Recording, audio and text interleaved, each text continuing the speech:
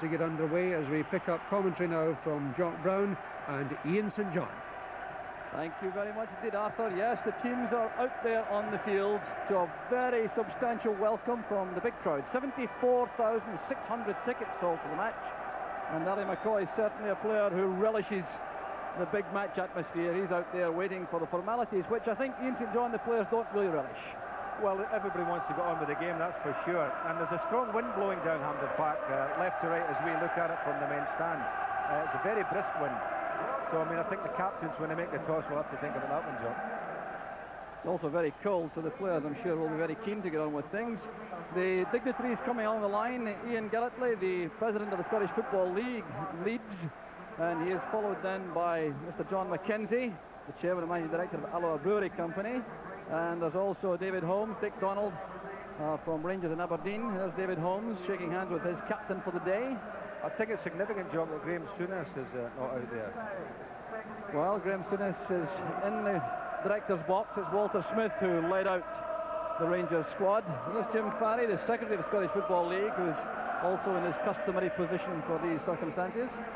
And along the officials, Alan Granger, the linesman, with referee Bob Valentine and linesman David Brownlee. There's Ian Porterfield enjoying his first major cup final north of the border. The winner scored by him in the 1973 FA Cup final for Sunderland. But here's a man with lots of cup final experience, Willie Miller, shaking hands with the Rangers chairman, David Holmes.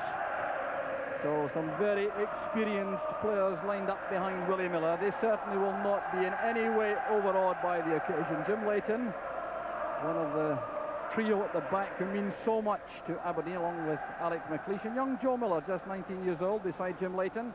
But he too has shown his flair for the big occasion. So a very colourful lineup as the dignitaries depart to leave the scene free to the men who matter most this afternoon, the players in both camps. So the players break. The floodlights, in fact, are on very early. And a reminder in the first instance of the Rangers lineup. And a very interesting team at that. The Rangers team showing several changes, of course, from the team which played a week ago, and again the team which played against Gornick, with no Souness, Woods and Butcher, of course, and there's no Francis, Falco or Phillips in the starting lineup for Rangers. So Ally McCoy, the main goal-scoring threat for Rangers. He's a goal-a-game man so far for Rangers in league and cup competition so far. 20 matches, 20 goals, and he's added an extra 3 playing for Scotland in international matches. So statistics show the importance of McCoy to the Rangers lineup. Right, the Aberdeen lineup too, showing that very important introduction of Neil Simpson to the midfield. Young Willie Faulkner gets a place also. And it's a very powerful midfield with Simpson, Bett and Nicholas in that area of the field. It'll be interesting to see where John Hewitt starts the match. Joe Miller will be the main threat up front. So Neil Simpson has missed those 9 matches, as I say, for Aberdeen. Back in the side, there's his background, 3 international caps, and but for injury, I'm sure that number would have been greatly increased. So Simpson wears number 4. And the warm-up continuing now. A very long warm-up, Ian St John. Well, I did make the point here how cold it was out there today. It was a very, very strong wind blowing, a chilly afternoon. But I'm sure once the players get going, they'll soon warm up. The atmosphere is tremendous. I mean, it's nice to see Hampden Park full and very colourful. Lots of people down from Aberdeen, which is great to see. So that was a lingering look there at Nicky Walker, the Rangers goalkeeper, playing his first match of the season, owing to the suspension of Chris Woods. He's already made it clear he's played 13 senior matches against Aberdeen without being on the winning side for Motherwell, Rangers and Falkirk. Well, the referee, the most experienced, the longest serving referee in Scotland, Mr. Bob Valentine from Dundee. And clearly very relaxed for the occasion, checking with the linesman for the starting time to get the watches set. It's Aberdeen who will start the match, and they're lining up with youngsters up front, Joe Miller and Willie Faulkner. So very close synchronising of the watches by the referee and linesman. And the Skol League Cup final is underway. So the singing and chanting you hear, principally at the moment coming from the Rangers fans, who outnumber the Aberdonians substantially, of course, here in Glasgow. With Willie Miller calming things down, escorting the ball back to his goalkeeper Jim Leighton, and now it's with McLeish. Robert Connor wearing number 3 and playing at the start of the match at left back. Faulkner to the high ball, Roberts wins it, and there's the new partnership, Richard Goff joining Roberts in central defence. A tackle from the back by Miller on Robert Fleck, and the first free kick of the match. No question there that Miller came through the legs of Robert Fleck with that tackle. A sore one to start the match for the young Rangers striker.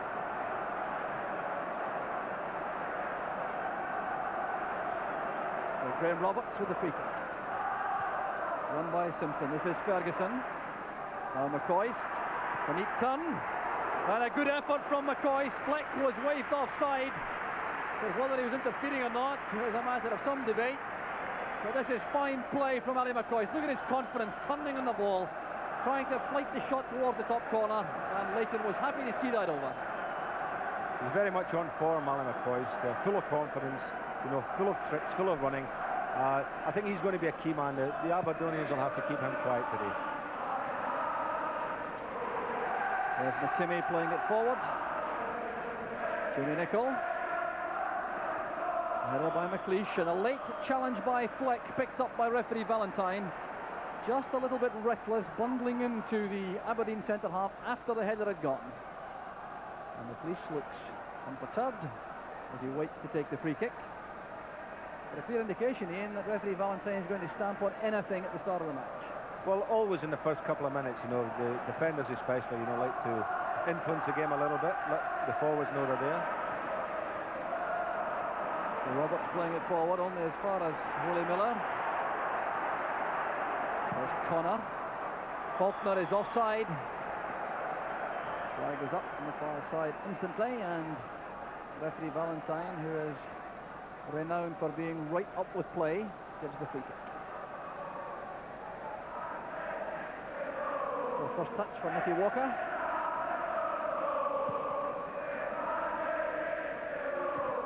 McLeish's header. Treacherous wind swirling around Hampden at the start of the match. Monroe going forward, he's brought down by Jim Bett. And a free kick to Rangers. Bett, a former Rangers player, and Stuart Monroe in the side in place of Jimmy Phillips this afternoon.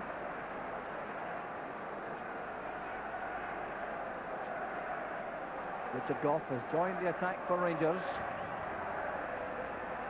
Davy Cooper. McKimmie, a Bett. McCoist cut off the road to Leighton in goal, and this is Robert Connor. Roberts playing out towards Nicholl, but it's collected by Hewitt, operating wide on the left in the early stages of the match. Durant getting back, and the clearance is blocked by Hewitt. Very experienced player now, John Hewitt, despite his 24 years. Been in many cup finals already for Aberdeen.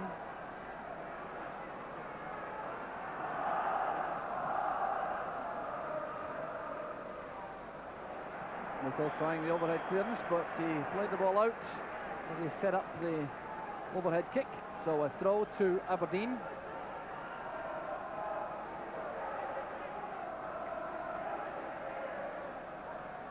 Simpson. Good play from Hewitt, stepping away from Ferguson. The out-swinging cross, and it broke awkwardly off Monroe for the corner kick. But there was a fleeting chance there for Willie Faulkner inside the 6-yard box. The ball seemed to flash across rather quickly. Look at this from Hewitt. Faulkner couldn't get on the end of either of these balls, and Aberdeen have to settle for the corner. McLeish is right up inside the 6-yard box, marked by Goff. Played away by McCoist. Rangers pulling everyone back to the box. There's Willie Miller now popping up on the right flank. Superb central defender, perhaps not quite so accomplished at outside right. Yes, actually, it was It was a difficult ball for Willie to turn back first time there. You know, it was running away from towards the touchline. He tried to spin and turn it in and hit the crowd with it. But it's nice to see that Aberdeen are not overawed by the occasion. You know, they're out there to have a go, and it was a nice bright attack. McKimmie gets the high ball forward. Ferguson back to Roberts. Roberts is put under pressure by Faulkner.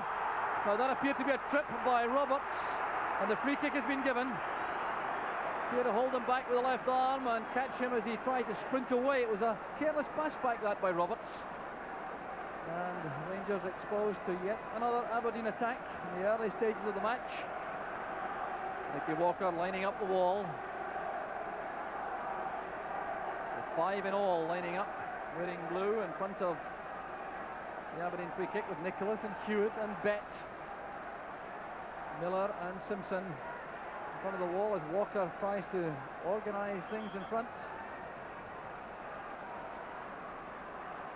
So 2 men trying to blind the Rangers wall and the goalkeeper.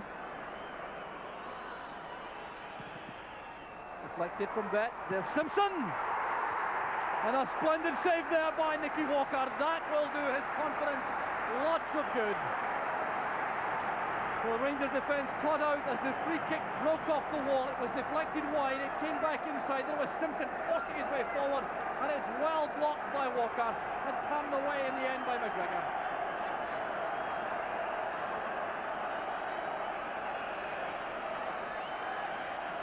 Lots of activity inside the 6-yard box. Goff and McLeish together again. And pushing by Miller on McGregor. Miller clearly unhappy with the referee's decision, but referee Bob Valentine couldn't have been closer to the action. I think Miller was upset because he ended up on the ground. I think it was a bit of pushing both ways there. But again, it's all Aberdeen at the moment. They've got Rangers in all sorts of trouble. I thought that was a good save by Walker. That would do his confidence a very good. Good leap by Miller. Faulkner waiting, Goff didn't. Down goes Neil Simpson. He was brought down by Ferguson. Well, if Neil Simpson's short of full fitness, it's certainly not apparent in these opening minutes. He really is putting himself about in the middle of the field. In the interest of safety, we would ask for your cooperation in keeping the passageway clear. McLeish sharing a word with Robert Connor. Your cooperation in the interest of safety in keeping the passageways clear. Jimmy Nichols header. Connor pressurised by Fleck and Durant. That's good play from Connor. Now Nicholas. Here's Bett. He was closed down very quickly indeed in midfield. He was forced to play it back to Miller. Timmy had been making a run on the right, but Aberdeen have to start all over again with McLeish. Joe Miller. And it's towards Faulkner and Hewitt. Here's Nicholas. And Miller. Difficult ball for Joe Miller with Jimmy Nicholl coming in. Simpson to McLeish. This one for Faulkner to chase. He's free of the Rangers defence. And down goes Willie Faulkner. That is a penalty kick. Nicky Walker pulling down the Aberdeen number 11. The penalty given instantly. Roberts protesting, but I really can't think why. This looks to be very clear. Let's see it from behind the goal. Faulkner got in behind the square Rangers defence. Good play going beyond the keeper, and that appeared to me to be a clear penalty kick. I don't think they can have any complaints. You know, I think it was going to be a penalty kick now, all the way. So it's Jim Bett who'll take it. Bett has 3 out of 3 so far this season. So 100% record at stake as he faces Nicky Walker. So the referee insisting that the ball is spotted correctly. That's not good for the nerves. This will certainly test Jim Bett. And here's Bett against Walker. Brilliantly finished by Jim Bett. 9 minutes into the first half, and Aberdeen take the lead. Jim Bett remaining the calmest player on the field as he drove that past Nicky Walker. Now this is A perfectly struck penalty kick. Walker made a fine effort going wide. The pace of the ball was too great. So Betts puts Aberdeen ahead. It was a nerve-tingling penalty kick, you know, and Betts stayed cool. Goalkeeper read the way he was going, but couldn't really get it. But a great start to the match by Aberdeen. They're looking by far the better side. They look to me, Jock, like a team that know each other. Rangers at the moment are playing like a team of strangers. So Aberdeen's good opening, capped by that first goal. I think there may well be question marks in the Rangers camp too about how easily they were penetrated through the middle by Willie Faulkner's run. They certainly appear to be caught square. And of course, Graham Roberts and Richard Gough playing in central defence together for the first time, Ian. Well, that's right. As I say, that you know, you look at the team and you say, well, hang on a minute, you know, I know they're good players, but you have to play together a long time. When you look at Aberdeen and you've got Miller and McLeish there, you know, who have a million games between them. The chant for the moment is Aberdeen, Aberdeen. As McKimmie makes the clearance. Nicol first to the ball. Good pacey play by Nicol. Here's Ian Durrant. Nicol again. Well, that was excellent play by John Hewitt. That was ideal defensive midfield play by the young Aberdeen player. He lost out in midfield, but matched the run forward by Nicol to make that challenge.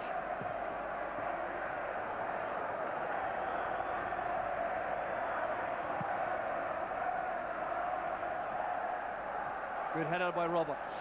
There's McCoist. Cooper. McKimmie steps in. This is Hewitt. Chance to run at Nicol. He's very quick indeed, John Hewitt. Roberts spotted the danger to provide cover for his fullback. Corner now to Simpson. That was towards Hewitt. Simpson gets it back. And Hewitt looking up as Roberts stole the ball from him.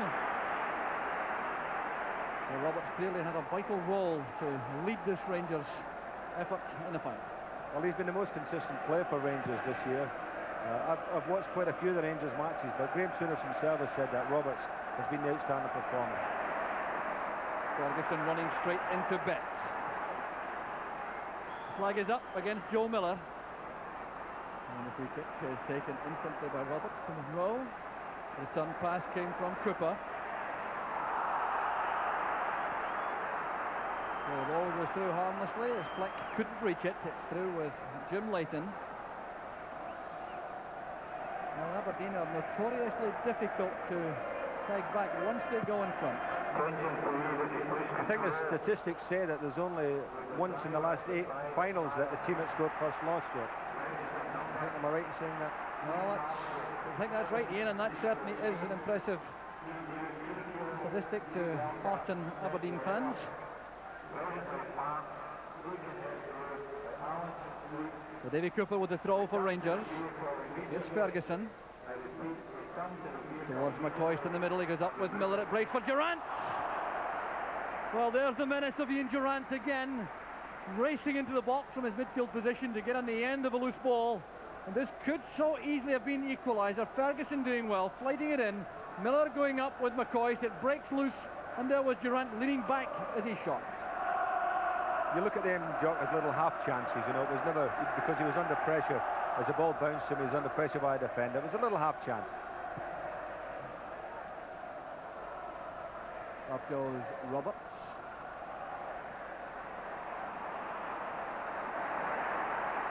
So here's McKimmie. Miller sets off in chase. He's very quick. And Gough is forced to slide in to concede the corner kick. Well, Aberdeen have had problems with goal scoring this season, but they certainly are not short of pace in attack with Joe Miller and John Hewitt. They look very quick, aren't they? Very, very quick. And I think that's going to be the problem this afternoon for Rangers, you know, containing the speed of the Aberdeen team.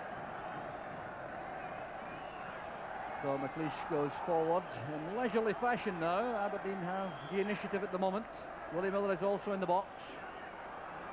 They're in by Hewitt. There's Faulkner. Willie Miller trying to get on the end of that, and McGregor stood his ground and nodded away for another corner kick. Willie Miller was being very careful there. He didn't do any pushing into the back of McGregor. Well, I fancy it may be crucial for Rangers not to concede a second goal.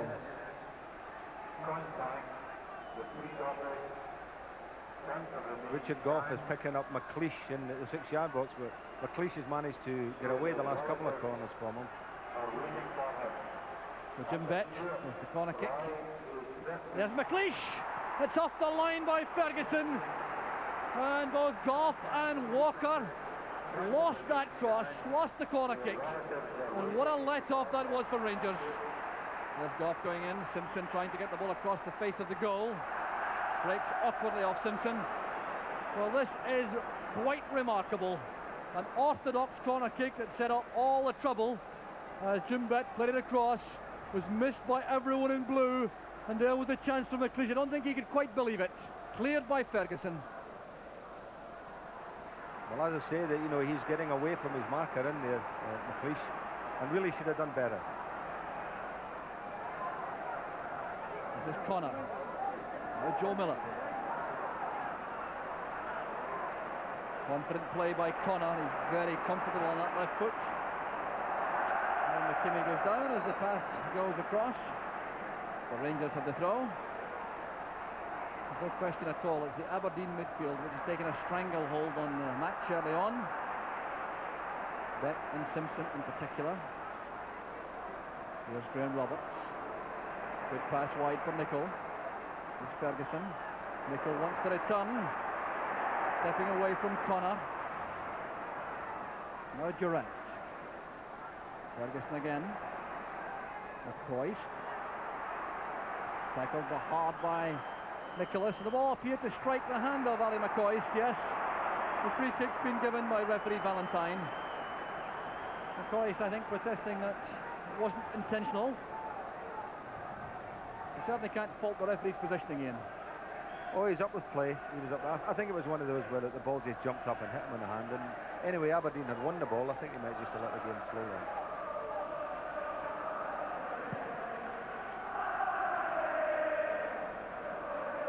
Faulkner going up with Roberts. McGregor playing it back to Monroe. Willie Miller's header. Here's McKimmie. Very accurate clearance that from Miller, straight to his fullback.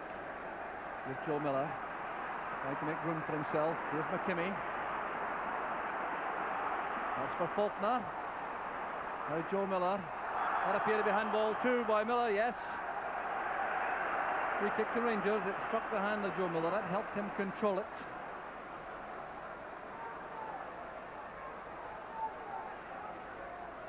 Bill Boersma out of the dugout for Rangers with some instructions. Trevor Francis and Avi Cohen are the Rangers subs.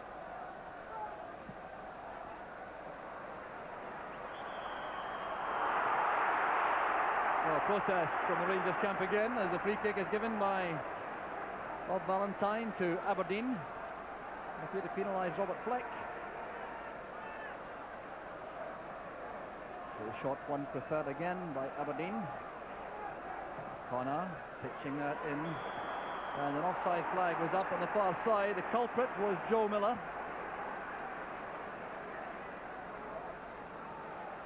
I think Rangers are trying to sort out their little problem of stopping Aberdeen attacking down the flanks. They're managing to get at Aberdeen, at Rangers down both flanks. And I mean, David Cooper, for instance, has been inconspicuous, hasn't he? Hasn't had many chances to show his talent so far in the match. There's Nicholas, now Faulkner.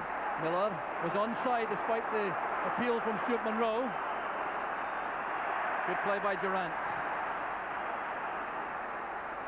Durant and Miller clash, and the free kick goes to Rangers. There's the Aberdeen bench. Ian Porterfield right in the middle. Their substitutes are Brian Grant and Peter Weir. Here's McCoist. Good play from Nicholas. Now Simpson under pressure. Losing out to Ferguson. The shot was blocked by Miller. There's Fleck. It's beyond Durant. Now Roberts. With McCoist again. Tackled hard by Miller at the edge of the box, and the free kick's been given. Miller is incensed by the decision. Ali McCoist took a very hard knock on the calves. It's a brilliant turn this from McCoist. Well, let's see how Miller handled this. There he goes, going through the player once again from the back, and that, for my money, was certainly a free kick. Well, I would have been a little upset if I was Miller, because I think he made a good, clean contact with the ball, Joe. He put his foot through McCoy's legs and got the ball. Well, there's Miller again. Well, for my money, he came through the legs of McCoy's to get to the ball. Miller certainly thought it was fair. But the free kick's been given, that's certainly not in doubt, and it gives Davy Cooper, in particular, a marvellous opportunity from the 18-yard line. Well, I was saying anyway that we haven't seen Cooper, but it could well be that he could make an impact in the game now. And some anxiety, I think, in the Rangers bench about the ability of Ali McCoy to continue. He's a very strong player, though, McCoy. He shrugs off knocks very well indeed. That's shown by the fact that he was never present at the Rangers side last season and this season so far. This is very few matches through injury. Now, the Rangers free kick. Roberts is there, so is Davy Cooper. I really fancy it will be Davy Cooper who tries to bend one past the wall. The referee insisting the wall comes back the full 10 yards, and that's much easier to measure when you consider that's the 18-yard line. There's a 6-yard line there also, so it's an easier task for the referee to identify.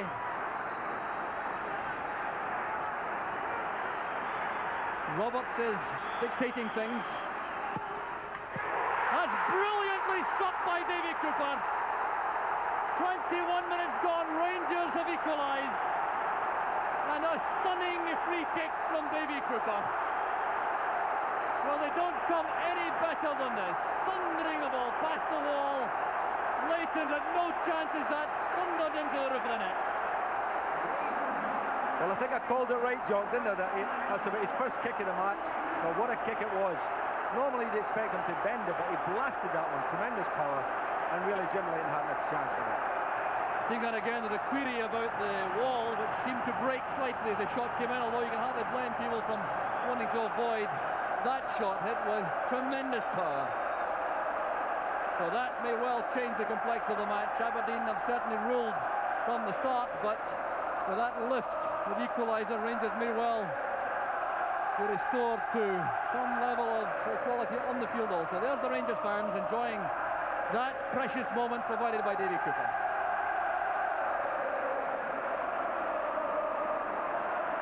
Well, Aberdeen retained possession.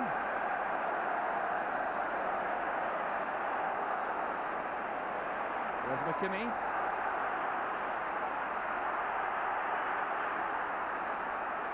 Now Bet. Put away by Monroe for the Aberdeen throw.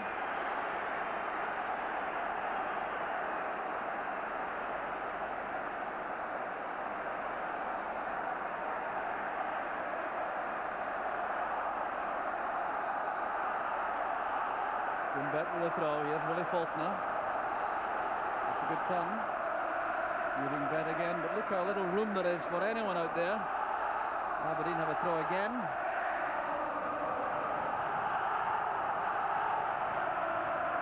McGregor read that to clear upfield, and there's the pace of Fleck now setting off.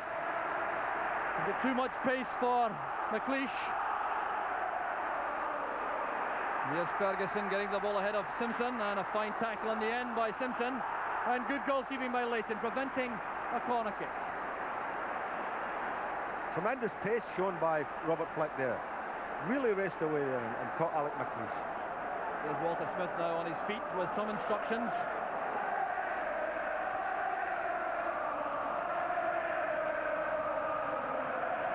And Davy Cooper now hearing his name being chanted around the stadium, and that remarkably was his first goal of the season.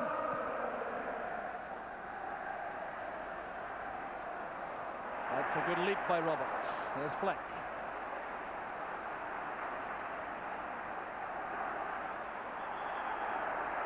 McGregor and Bet tangling, and they calm down quickly enough. And the referee will have a word with Jim Bet. He certainly was the offender, leaning into McGregor as the ball was in the air. But thankfully that little incident came to nothing. Graham Roberts is injured at the moment as well. He's looks to me as if he's hurt his arm or his elbow. Well, what a warning suffices for Jim Bett. And there is Roberts. His right arm somewhere has taken a knock. I think he landed awkwardly after winning that high ball. Richard Goff's free kick. Headed away by McLeish, only as far as Ferguson. McCoist backing in, and it's Durant who can't control it.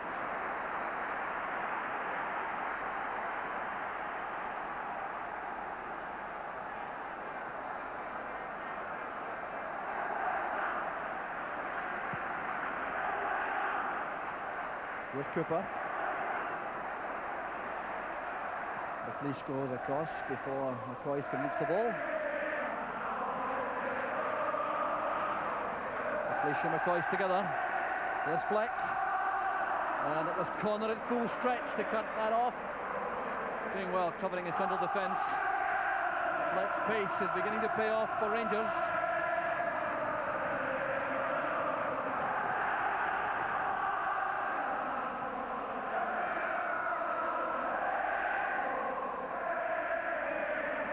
McGregor's clearance picked up by Nicholas. Easy one for Nicol. This is Connor. And now Hewitt. That's towards Faulkner. It's won by Goff. Here's Neil Simpson. Allowing the ball to run away from him. And Roberts came forward to pick up possession. This is Cooper for Rangers.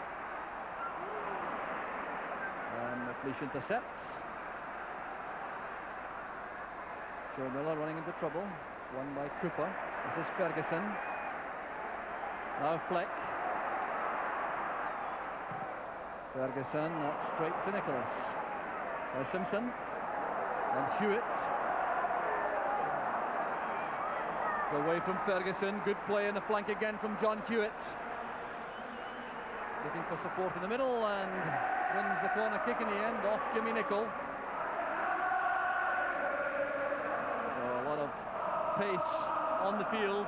An attack in particular, Fleck and McCoist for Rangers, Hewitt and Miller for Aberdeen.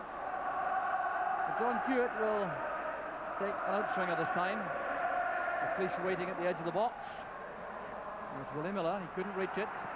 Bett thundering it in, headed away by Nicol. And Fleck thumping the ball clear. Here's McCoist, kept the ball in play.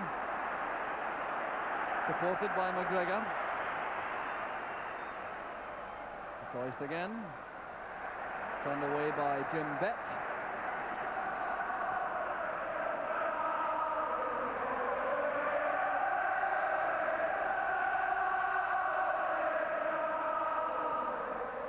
There's Munro, now McLeish. And McGregor is penalised for bundling into Peter Nicholas.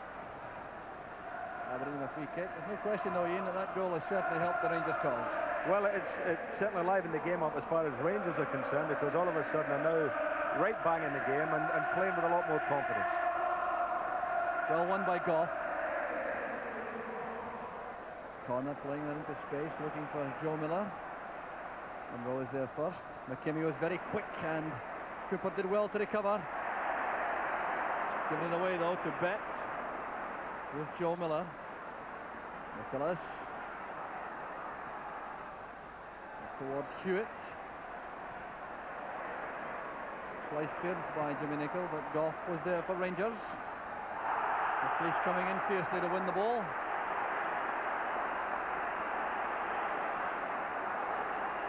Here's Hewitt. Getting away from Durant, it's still John Hewitt. Doing too much, I think, on the ball himself, though. He had a lot of movement around him, but Hewitt elected to keep possession, and now Rangers can break with John McGregor. Now McCoist. This is Cooper.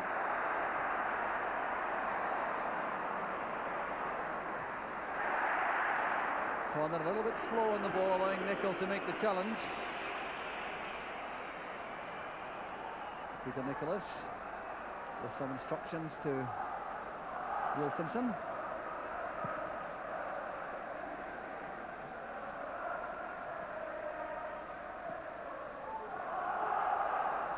Fleck back to Ferguson, and now Nicol.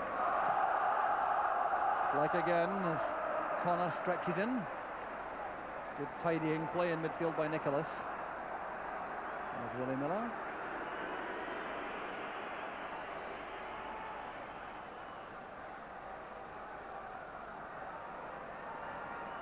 So half an hour gone. Rangers 1, Aberdeen 1. Superb entertainment in that opening half hour. Aberdeen taking a grip in the match very early on. Could so easily have been more than one ahead until that magnificent free kick from Davy Cooper brought things back to square. Here's Fleck for Rangers. Now Durant. Played back by McCoist for Ferguson. Durant. Casual flick inside, which Miller played forward only as far as Nicol. Roberts gives it to Simpson. Here's Bett. John McGregor has clearly been given the task of keeping Jim Bett quiet. Here's Hewitt. That's towards Faulkner. He's with Richard Gough. Bill Faulkner. Came off Gough. It's a corner kick to Aberdeen. No question that Aberdeen have had a substantial edge in terms of corners won. As McLeish again goes forward, and this time I think Aberdeen prefer the in-swinger as Jim Bett is delegated the task of taking the corner. Nicky Walker looking calm. He's had a solid start to the match after such a long layoff from first team duty.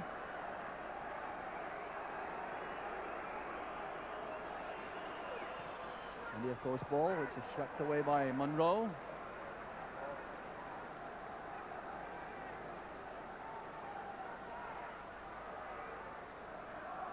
With Joe Miller. Now Bett once again. Far post cross. Up goes Walker. That'll be a free kick, I fancy, yes. Willie Faulkner getting a little bit upset in the goal mouth. But Nicky Walker electing to try to catch this cross. Now that was confident goalkeeping as Bett made room for the far post cross. Up went Walker under intense pressure, and the referee had judged that a foul. Willie Faulkner getting a little bit upset, and there will be a little bit of a delay for some treatment to Walker. So some activity in the Aberdeen bench as Peter Weir and Brian Grant do some warming up.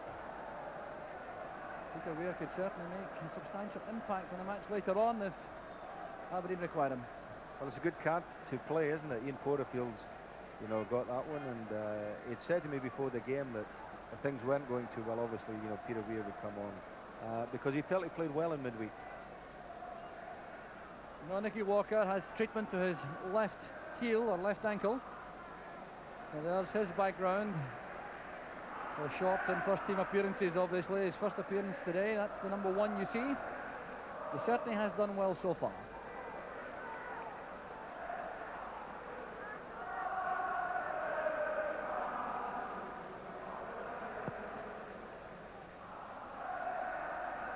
McGregor's header, there's Fleck. Looking for McCoist. Willie Miller was there calmly, and it's now McKimmie. A lot of room now for Connor on the left.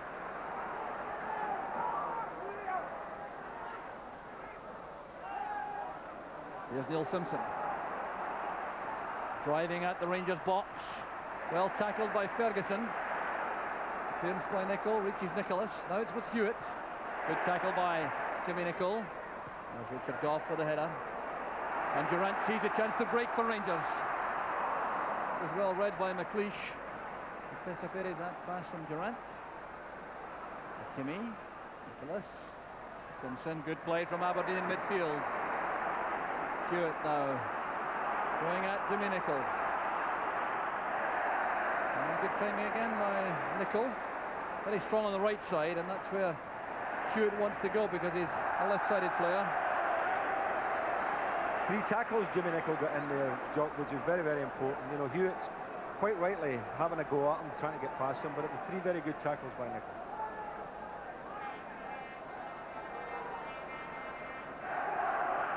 McCoist doing well. Here's Fleck. Ferguson trying to release McCoist on the right. A slight miscue and a throw to Aberdeen. A very earnest look in the face of Walter Smith, the Rangers coach.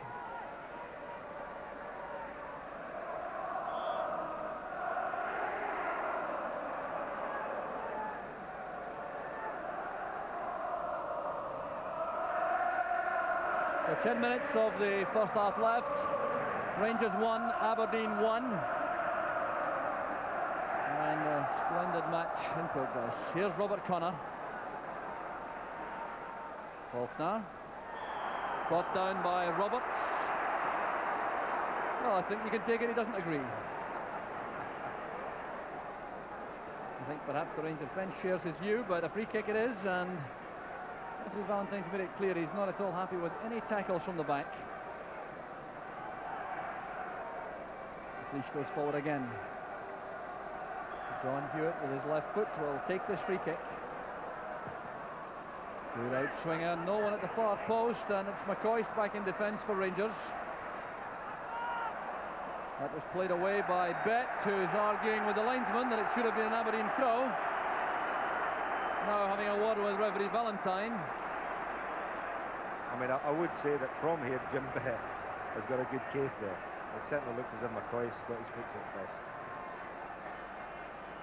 Stuart Monroe with the throw for Rangers.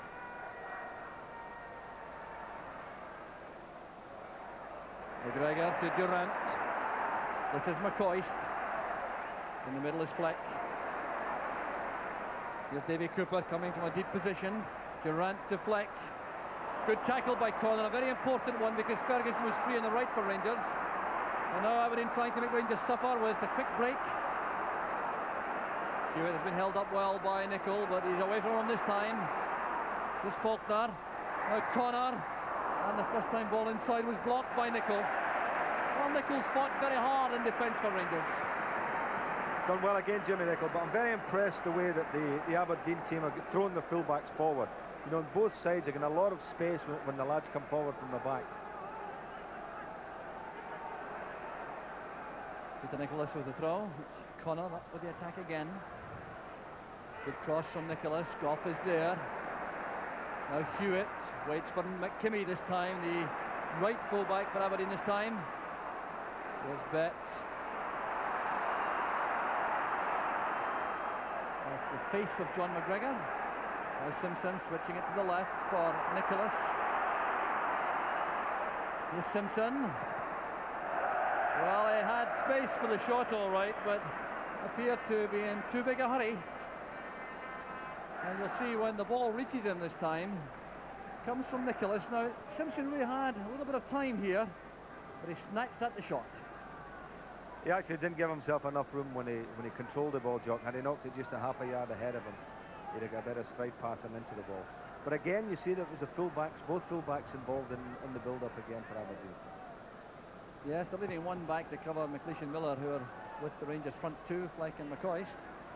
But the other is certainly free to get forward. Another careless challenge there by Fleck. As Miller headed the ball away, Fleck's boot came up. That's why it's a free kick.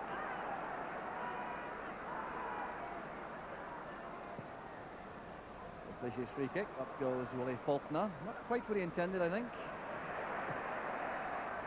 Cooper trying to get away from Bett. There's Fleck. Well, no question about that. Down goes Fleck, and Alec McLeish was caught by the very quick turn of the Rangers striker, and I think McLeish will be the first player in the match to be booked. So here's why Alec McLeish is being shown the yellow card. Fleck setting himself up for a turn inside. McLeish was out of range, caught the Rangers player from the back. No question about the foul. Yes, I don't think you can really credit the referee's decision on that one, Jock. He came flying in there, and really he had no chance of winning the ball. You know, and it was a situation where you could see that Fleck was going to turn with it, and it would have been better if he just held off. So Robert Fleck getting treatment, and there's his background. A lot of people think he should be a regular in this Rangers side, but Mark Falcon has been preferred many times in recent weeks. But selected for this particular task against McLeish and Miller. Now you see him getting back on his feet.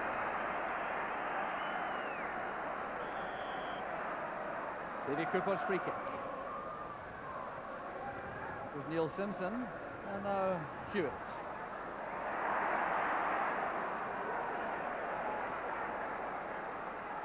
free kick, or the throw rather, to Aberdeen as Walter Smith expresses some anxiety once again.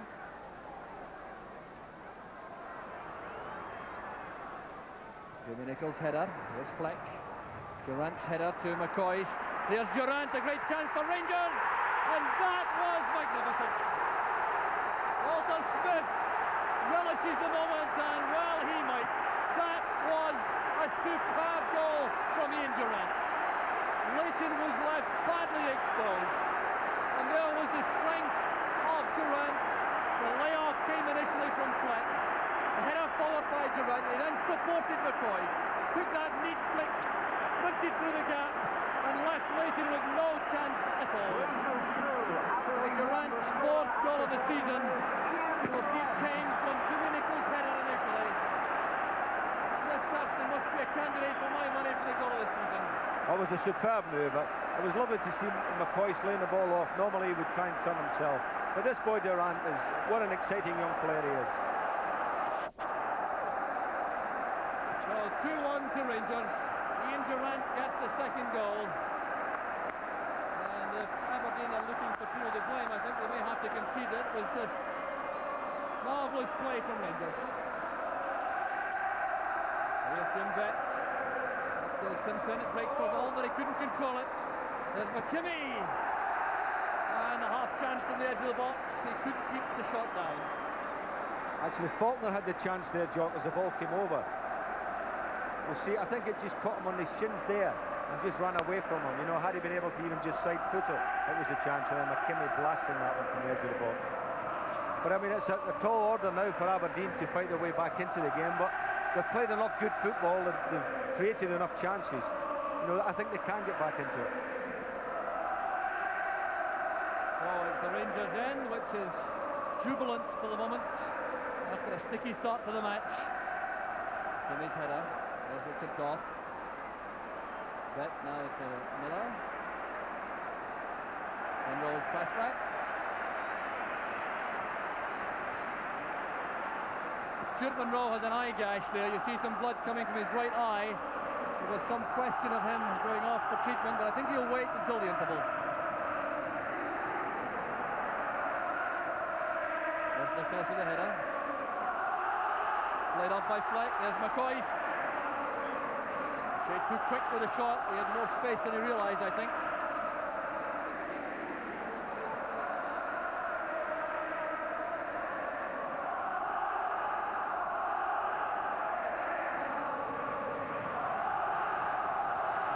So bedlam here at Hampden now as the Rangers supporters make themselves heard.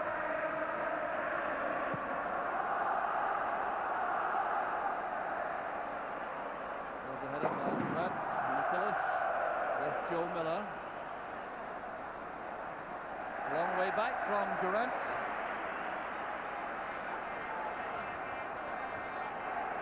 Walter Smith clearly enjoyed that goal, but he's not at all happy about something at the moment. There's Roberts. There by McKimmie. There's Bett. And now it's Joe Miller.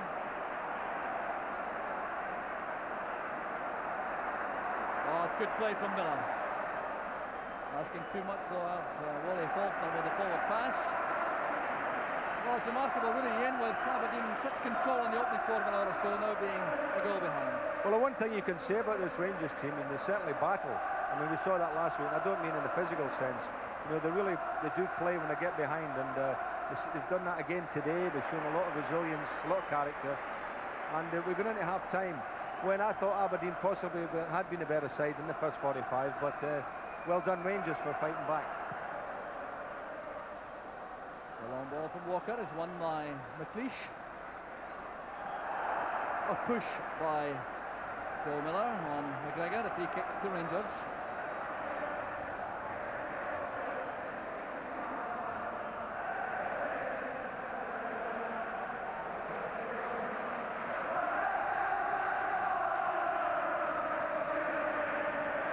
Goff's free kick.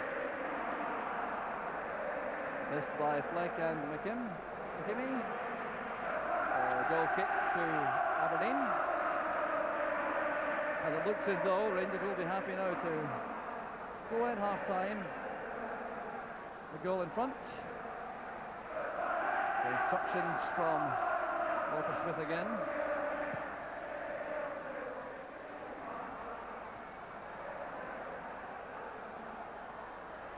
So 45 minutes of the first half are over. The referee thinking now about time to be added on for stoppages. There hasn't been a great deal of that. Dickie Walker took a knock in that treatment, so there may be 30 seconds or so as Willie Faulkner screens the ball, and no free kick is given. It's with Aberdeen. The advantage rule applied as Bet has possession. Coming across field, Connor makes a good angle. Good play from the fullback. Now Hewitt. This may be Aberdeen's last chance in the first half to get back in level terms. And Nicol again doing well with that challenge. And Ian Durrant also stepping in. McCoist breaking. Nicholas is with him. Still McCoist. Appears to be no way through. He did well to get it back to Durrant. And here's Roberts. Well aware of Willie Faulkner inside, judging the pass back well. The referee's allowed an extra minute in this first half. As McKimmy's header is picked up by Nicholas. Header by Monroe, bravely going for that, with blood coming from his right eye, and Durrant goes down after a clash with Willie Faulkner. The referee wants play to continue. There's no hold up at all, and in fact Phil Borsma's already on the field despite not getting permission from the referee. The Rangers players clearly were unhappy about Willie Faulkner, but it's the referee who is now going to have a word with Phil Borsma for entering the field without his permission. Well, I played with Phil Borsma at Liverpool, and he was always a bit quick, you know. But never as quick as that. Well, certainly much too quick for the liking of referee Bob Valentine. Durrant is still sitting on the ground inside the centre circle. And the incident which upset Durrant and the Rangers players comes up here. And there's no question Willie Faulkner goes in late with his boot up, and really I think he's a lucky player not to incur the wrath of referee Valentine. So Ian Durrant's very impressive record now in the international side, and I think he may well be a fixture. And I wonder now if the referee is going to have a drop ball, because if so, it's going to be inside the Rangers box. Now that really would be very harsh on Rangers in these particular circumstances if Aberdeen cashed in. But the referee, I think, level a difficult task after he allowed play to run. Monroe gets it away, and the referee, I'm sure, will blow for half-time now rather than risk another attack. Yes, there goes the half-time whistle. Willie Faulkner not even spoken to for that challenge on Durrant, and Graham Roberts is clearly making his point to the referee. But what a tremendous first half it was. Aberdeen taking control early on. Willie Faulkner brought down by Nicky Walker in 9 minutes. Jim Bett gave them the lead. Then Davy Cooper's superb free kick in the 21st minute made it 1 each, and Rangers came right back into the match until this goal coming 5 minutes from half-time, set up by this little flick inside by McCoist. A darting run from Durrant, a superb finish, and Rangers at half-time lead by 2-1. So with that, such dramatic action in Hampden. Yeah, I agree with Mark. It's going to be an uphill struggle for Aberdeen. Right, it could be an interesting second half. Let's go back now to Hampden Park Live and pick up a commentary on the second half from Jock Brown, with the reminder that should there be extra time, we will stay for it, and if there are penalties, we'll stay for that too. I wonder, Jock, if you think it will get that far? Well, I think the opening 10 minutes of this second half will be crucial, Arthur. I think that really will dictate what might happen as the game goes on. Aberdeen will have to get right back and start, I think, the second half the way they started the first. But there are no substitutes for the second half so far, and neither side has been tempted to make a change as Rangers get the second half underway. And it was interesting to consider at half-time the impact that might be made by substitutes. Trevor Francis and Adi Cohen for Rangers, Ryan Grant and Peter Weir for Aberdeen, and I think Ian St John fancies that Peter Weir may be involved before very long. Yes, I think Peter Weir will make his appearance at some stage in the second half. I think Trevor Francis is a good substitute for Rangers to throw on. Here's Fleck breaking on the right for Rangers. Back it goes to Jimmy Nicol. Jim Leighton commanding his area. stumbling as he lands, but no question of the ball leaving his grasp. Roberts with a header. Good ball from Nicholas. Here's Jim Bett. Now Joe Miller. Playing it in low this time. Richard Goff very sure-footed in the box with the clearance. McCoist to Ferguson. That's good play from Nicholl. Pass reaches McCoist. The instant layoff. That's good play again from Rangers. Durant releasing Fleck on the right. And the cross blocked by Connor.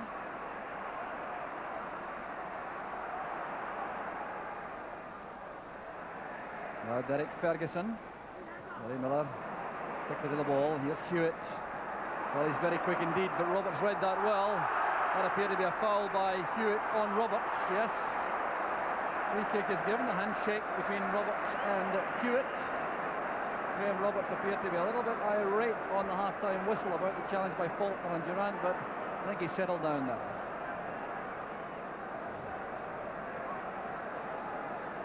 So the set piece once again entrusted to Davy Cooper for Rangers.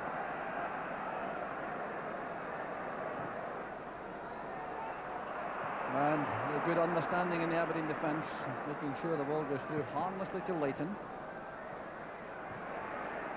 Nicholl got to that, but here's Bett, followed by McGregor.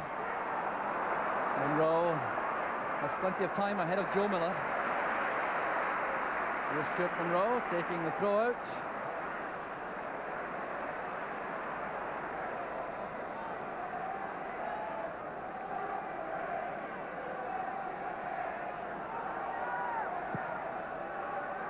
There appears to be an alteration in the Aberdeen midfield in that Peter Nicholas appears to have been asked to look after Ian Durant and watch those surging runs from the middle of the field.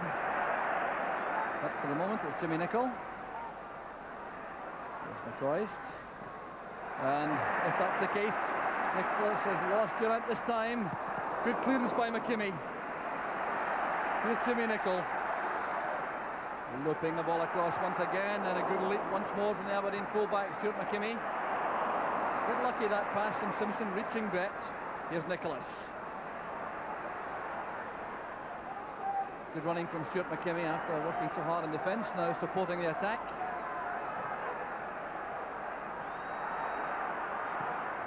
Stuart Monroe taking no chances with Bett and Joe Miller in close attendance. So Aberdeen pushing forward again at the start of this second half, trailing by 2-1 after taking an early lead. It was back in 1981-82 that the team came back from a goal behind to win the League Cup. That was when Rangers beat Dundee United 2-1. Apart from that, 7 times out of the last 8, the team that scored first won the trophy. Here's Robert Connor.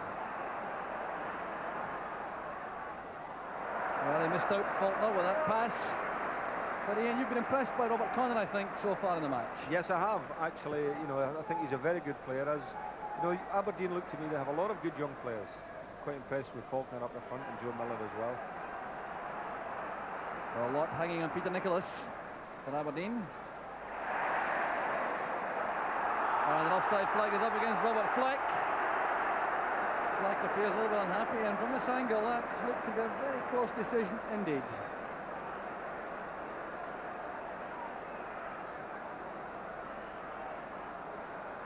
Here's Connor again, doing a good job on the left for Aberdeen. Going infield to take the pass from Nicholas. McKimmie, both fullbacks up with the attack.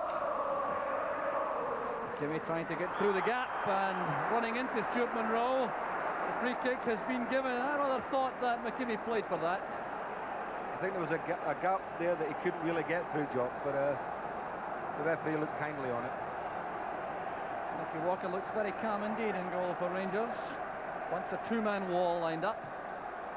Cooper and Fleck. All the big men waiting in the middle. Simpson is there, so is McLeish. Willie Miller at the far corner of the box. There's Hewitt leaving it to Bett. Turned away by McGregor. A good defensive header that. He covered Willie Miller all the way in, John McGregor. So there was the far post cross from Bet, and McGregor kept his eye on the ball all the way.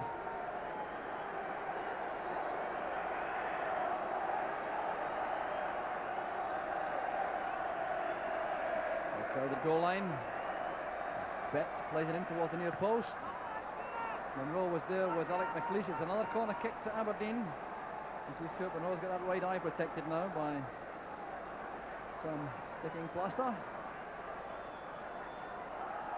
Willie Miller looks for the ball in the box. It's a better corner kick. Goff got to it. It's back from Miller to Connor. Good hustling tactics by Rangers though from defence. A hand was used by Neil Simpson. But Rangers bringing every player back to defend at corner kicks. It was Ali McCoist who was back to make that clearance.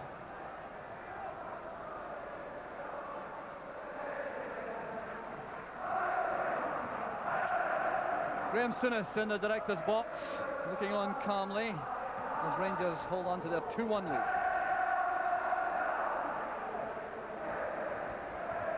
There's Nicol. Looks too heavy with a pass forward. Well, Jimmy Nicol has his critics here in Glasgow, Ian, but he certainly has battled well for Rangers this afternoon. Well, his distribution has never been his strongest asset, Jimmy's, but I'll tell you, his tackling today has been first class. And delightful piece of play by Cooper once again. Here's Durant.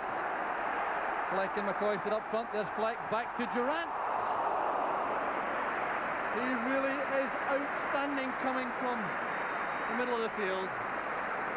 Ian Durant again striding forward purposefully, looking for the return pass from Fleck, anxious to have a shot on target. He really is an exciting young player, isn't he, John? You know, and to have players from midfield who can come through and support the attack and look for goals, it's great to see. Just didn't quite get a hold of that one. In the middle of the field is Neil Simpson for Aberdeen with Bet. These two had a great start to the match. Bet is impeded by McGregor. Free kick to Aberdeen.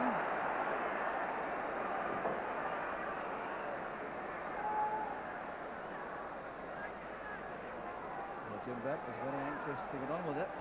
He's surely playing for keeps this afternoon. Former Rangers player, of course. And Alec McLeish always plays for keeps. He's in the box again. There's Joe Miller. Now Bet. Comes off Davy Cooper. The corner kick is awarded. And Aberdeen send for John Hewitt to take an in-swinger. Bet goes into the box as Willie Miller arrives once again, leaving only Stuart McKimmie back in the centre circle. Aberdeen. Every Rangers player inside his own box. An awkward ball, well taken by Walker. Whistle had gone in any case for a free kick for a bit of pushing, but Walker looked very calm indeed. He certainly did. I don't think he was impeded in any way because he came out, took the ball high and clean. Very good catch. Maybe Aberdeen have thought at half-time if they lobbed the ball in under the crossbar, it could put them under some pressure, but he looked very confident there. It cost £100,000 when he was bought from Motherwell in 1983. And he's performed well enough this afternoon to fill the boots of Chris Woods. Here's Hewitt. Through the middle it goes. There's Willie Faulkner, and good goalkeeping again by Walker. Walker out very quickly indeed, and he was caught there by Faulkner. The Rangers defender's not at all happy about the challenge. But this ball from John Hewitt getting through the Rangers rear guards. There goes Faulkner, and a brave save by Walker. I don't think you could blame Faulkner in any way there, Jock. He had to go for the ball. It was a 50-50 between the goalkeeper and the forward, and unfortunately, Walker came off the worst of ways there. Well, good, determined, brave goalkeeping. He was sharp too, coming off his goal line, because that really was a nasty moment for Rangers, with Faulkner breaking through the central defence. Now look at the way this ball comes through. Now, was Faulkner offside? Well, I would have thought he looked offside, certainly, unless there's somebody very wide, but I don't think so. He certainly was offside there. Certainly appeared to be, and Nicky Walker certainly not concerned about that, having done so well with his save. 25 years old, and his former club mother, well, Leicester City before that. It was Chuck Wallace who brought him back from Leicester, having taken him there in the first place. It'd be very nice if he has one appearance and one medal, wouldn't it? Well, certainly on course at the moment, with Rangers leading by 2 goals to 1. Here's Davy Cooper. That's for Ferguson. Blake made a good run. Looking to go inside. McCoy wants a short pass, but he prefers to use Derek Ferguson behind. Durant was there to get the head flick on, but no problems for the Aberdeen defence this time.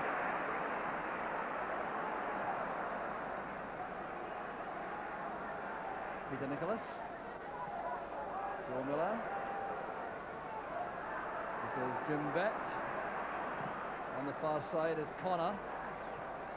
Good early header, but it was just misplaced. Intention was right to find John Hewitt.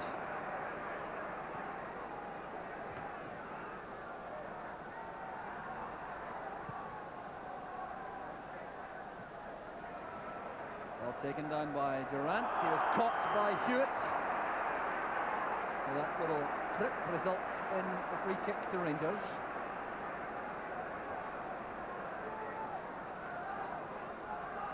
Well, Durant appears none the worse. Another player who has had little trouble so far with injuries, Ian Durant. Richard Goff's free kick. Looking for McCoist. They're wrestling there between McCoist and Connor. The referee decides 6 of one and half a dozen of the other as Connor tries to get away from McCoist. That's good play by Connor. Hewitt was closed down quickly though by Jimmy Nicholl, and perhaps not the strongest part of John McGregor's game, these tight situations around the opposing backs.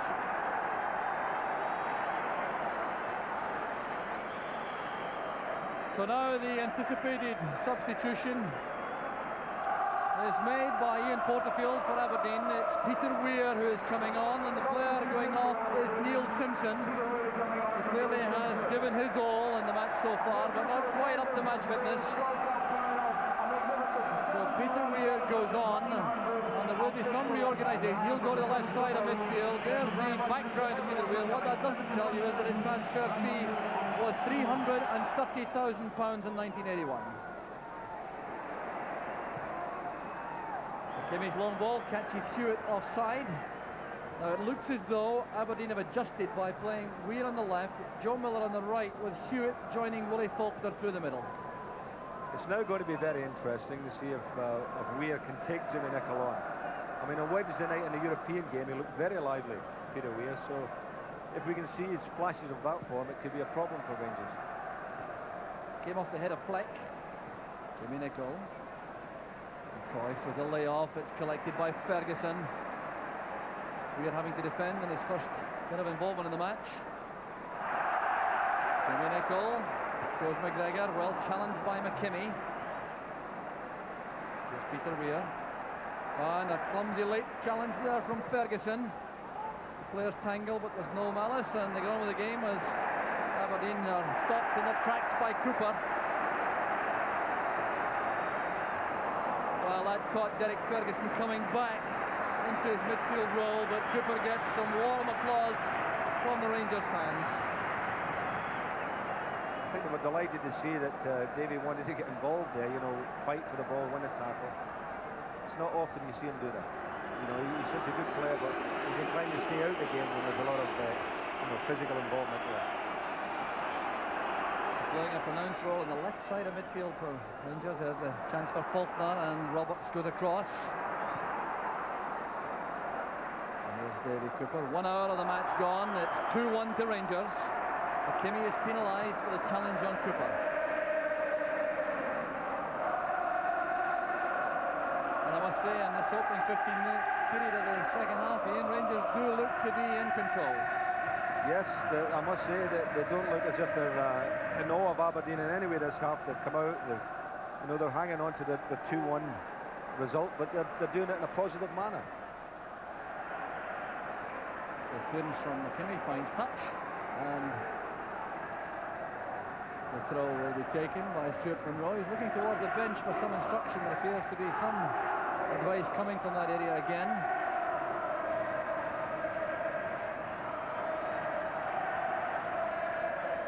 It's with Fleck for Rangers. Hustled all the way by McLeish.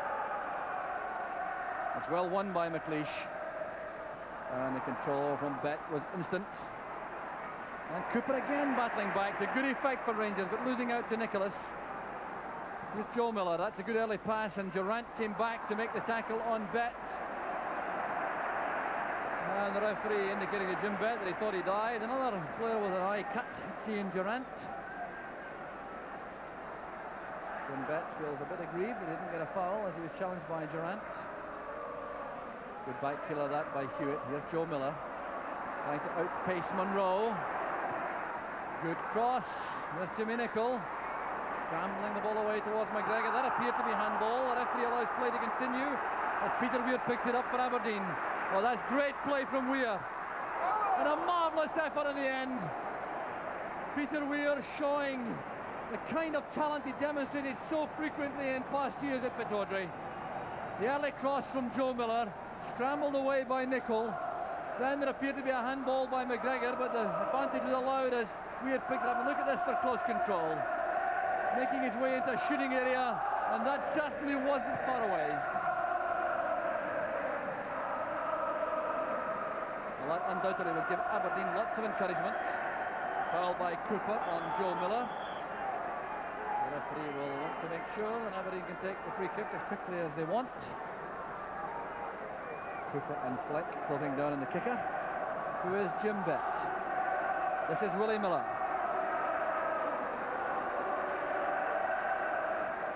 Now Connor.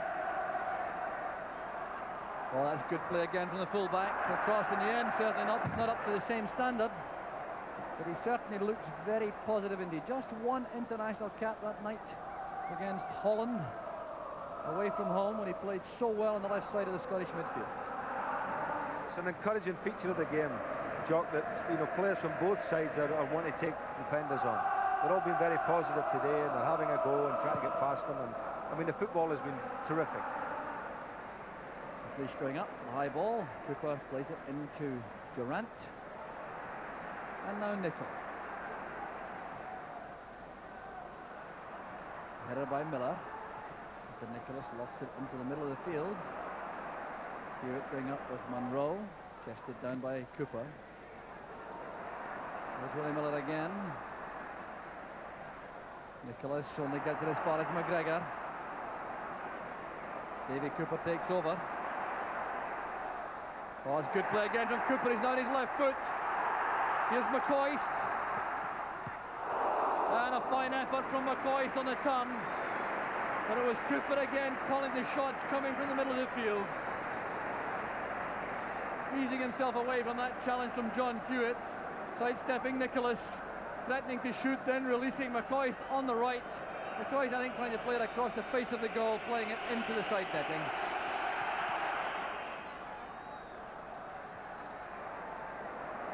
There's Cooper again, seeing more and more of the ball.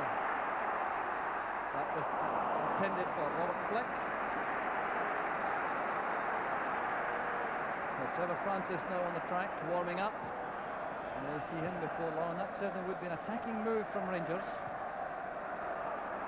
Here's John Hewitt, though, for Aberdeen. And once again, the man making the important tackle is Jimmy Nicholl for Rangers. 30 years old, 73 Northern Ireland caps. Walter Smith takes his seat once again between Phil Borsma and Peter McCloy. Weir.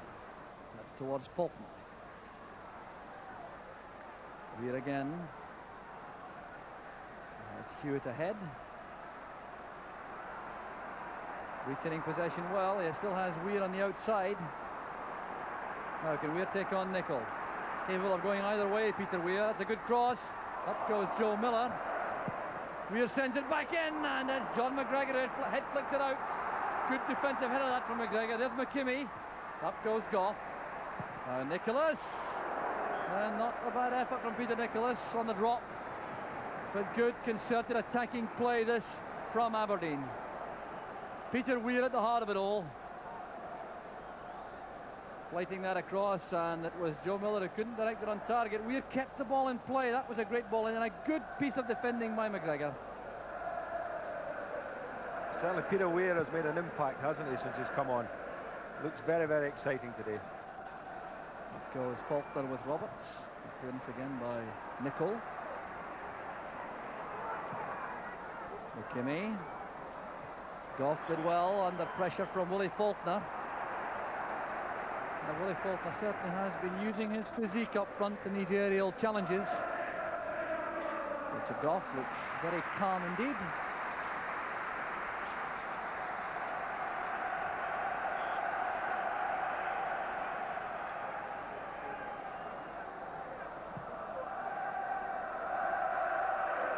McCoy's got a touch. Here's Fleck.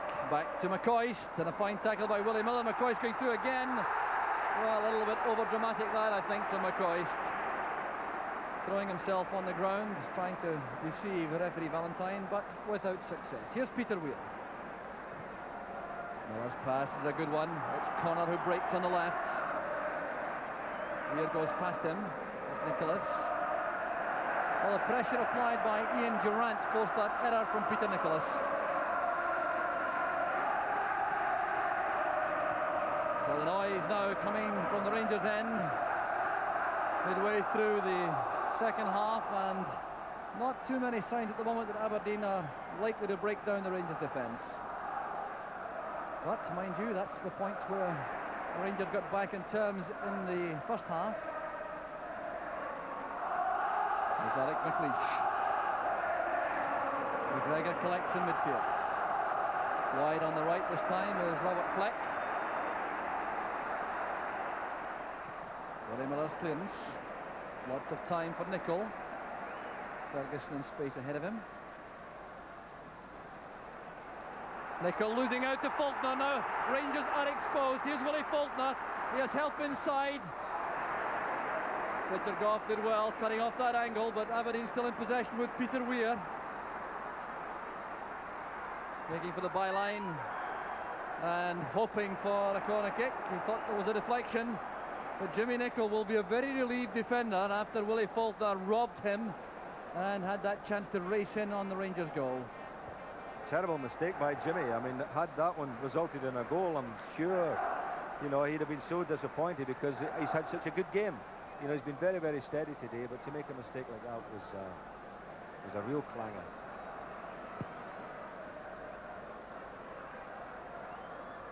Nicholas beaten by Fleck, who got it well for one so short. Here's Connor again. And now Stuart McKimmie. Joe Miller hugging the right touchline now for Aberdeen. That's for McKimmie again. Now Bet, but it's too far ahead. Frustration on the face of Jim Bet as he goes back. Now operating in a more central position for Aberdeen in the midfield.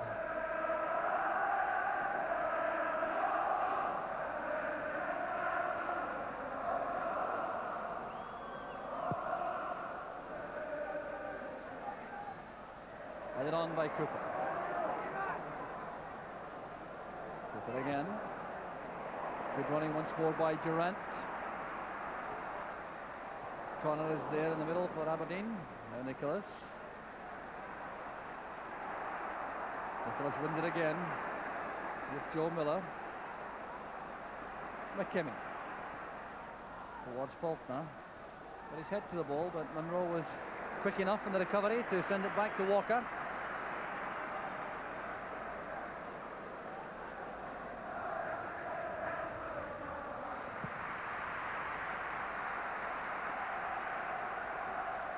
McLeish beating McCoist in the air. There's Peter Weir. Faulkner did well. This is Hewitt with the back keeler intended for Faulkner. But a little bit of zip appears to have gone out of that Aberdeen attack. Well, and I would say that they're still very much in the game, Jock, and the Rangers fans are singing, obviously, to keep their team going, but I think they're always aware that Aberdeen, now that Peter Weir's on the field, you know, have one or two ideas and could catch him. I think Aberdeen have got to get the ball to Weir. John Hewitt there trying to be a little bit clever with the back heel just a minute ago when really all he needed to do was roll it out to Weir and let him get on with it. Well, Hewitt supporting Willie Faulkner in attack for Aberdeen. There's McCoy screening the ball from Willie Miller. Now Ferguson. It's a Rangers throw despite the appeal of Peter Weir.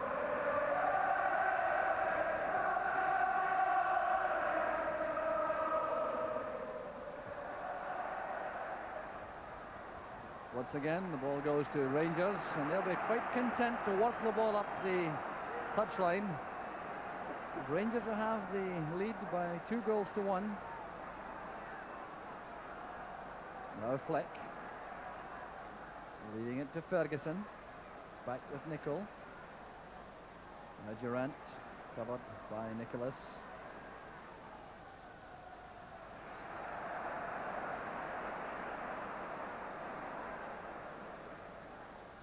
Ferguson immediately put under pressure by Nicholas. That's what he's so good at. Actually, he's had an outstanding game today, Peter Nicholas. Here's Joe Miller trying to get away from Cooper. Cooper didn't make contact with the ball, but held up the progress of Miller. Far post cross, Walker caught in two minds. Here's a great chance for Hewitt. Yes! 18 minutes left for play. Ian Porterfield comes off his bench as John Hewitt brings Aberdeen back to level terms. Well, this is a goal which Rangers I'm sure will not want to see again. Cooper trying very hard to win possession. There was Joe Miller. Now watch when the ball is in the air. Nicky Walker starts to come, changes his mind. They head it out by Roberts. There was Hewitt, and Walker caught in no man's land as the ball goes in. Well, I've been saying about Peter Nicholas, that's where the move started, but good work by Miller. Graham Roberts gets the header, but you can see Hewitt, nobody around him at all the time in the world. And the goalkeeper really, I think, maybe blinded a little bit by the defenders. So here's Hewitt coming forward again for Aberdeen, supported by Jim Bett. Joe Miller, the man who made that goal, wide on the right again. Driving it against Monroe. And a good effort towards the near post, well taken by Nicky Walker. Well, Aberdeen now getting the lift which a goal inevitably provides. Driving that against Monroe, and the left foot shot bringing out a good save from Walker. So 2 each, and going into the late stages of the match, remember extra time will be required if the scores stay level, and we'll be here for every last kick of the ball in this Scottish League Cup final. Remember, there has to be a winner this afternoon, even if penalty kicks are required. Jim Bett's pass across field eventually reaches Connor. Robert Fleck battling hard for Rangers. Here's Jimmy Nicol.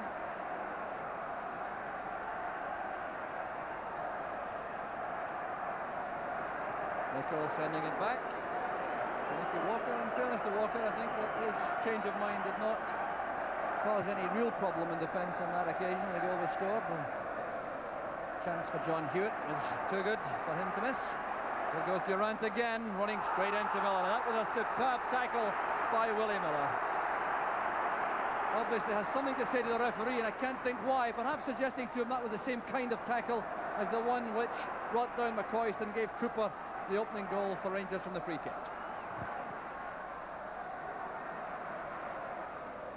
Back from McKimmie. Yes, I think you called it right there, Joe. You know, we had a discussion at half-time about that, and I do feel that Miller can tackle, win the ball, and, you know, hurt people at the same time, but it's all done very fairly. There's Roberts with the header. There's Jimmy Nicol, now Ferguson. Looking for McCoy through the middle.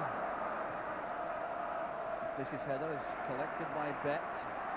Put under pressure by Ferguson, that's why he couldn't reach Peter Weir. So 15 minutes left, there's the scoreline, and lots of people thought there was likely to be very few goals in the match this afternoon, such was the quality of the two defences.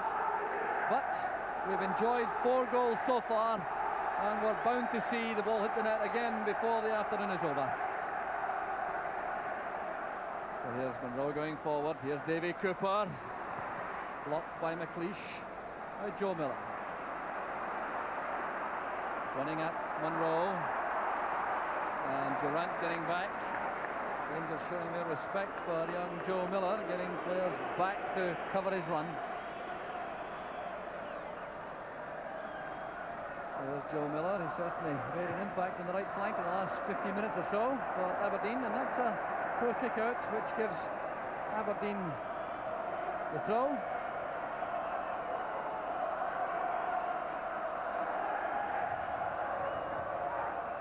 He had to strike the hand of Cooper, but that was unintentional, says referee Valentine, as Ferguson comes forward, crossing John Hewitt. Good pass to Durant. Good running again by McCoist, and very alert defending by Alec McLeish, who played the ball against McCoist for the goal kick. Well, that was top-class centre-half, showing his experience, reading that run from McCoist well, because McCoist undoubtedly has the edge in pace on the centre-half. They've kept McCoist quiet in the last 20 minutes, Jock. Earlier in the game, you know, McCoist was causing all sorts of problems for them, but between them, Miller and McLeish have started quieting this man down a bit.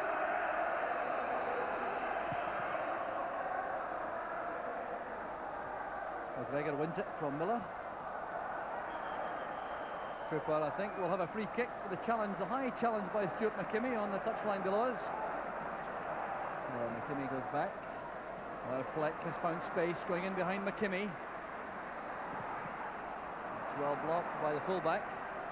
And another good tackle by McKimmie, but at the expense this time of a corner kick to Rangers. A signal for Goff and Roberts to make their way into the box. Goff, in particular, renowned for his prowess in these set pieces.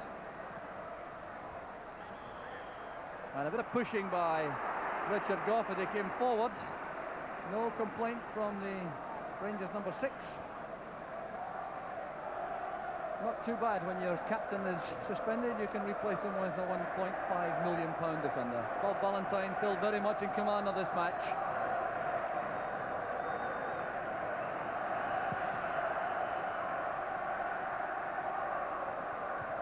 Came off the head of Goff. Ferguson and now Jimmy Nicholl.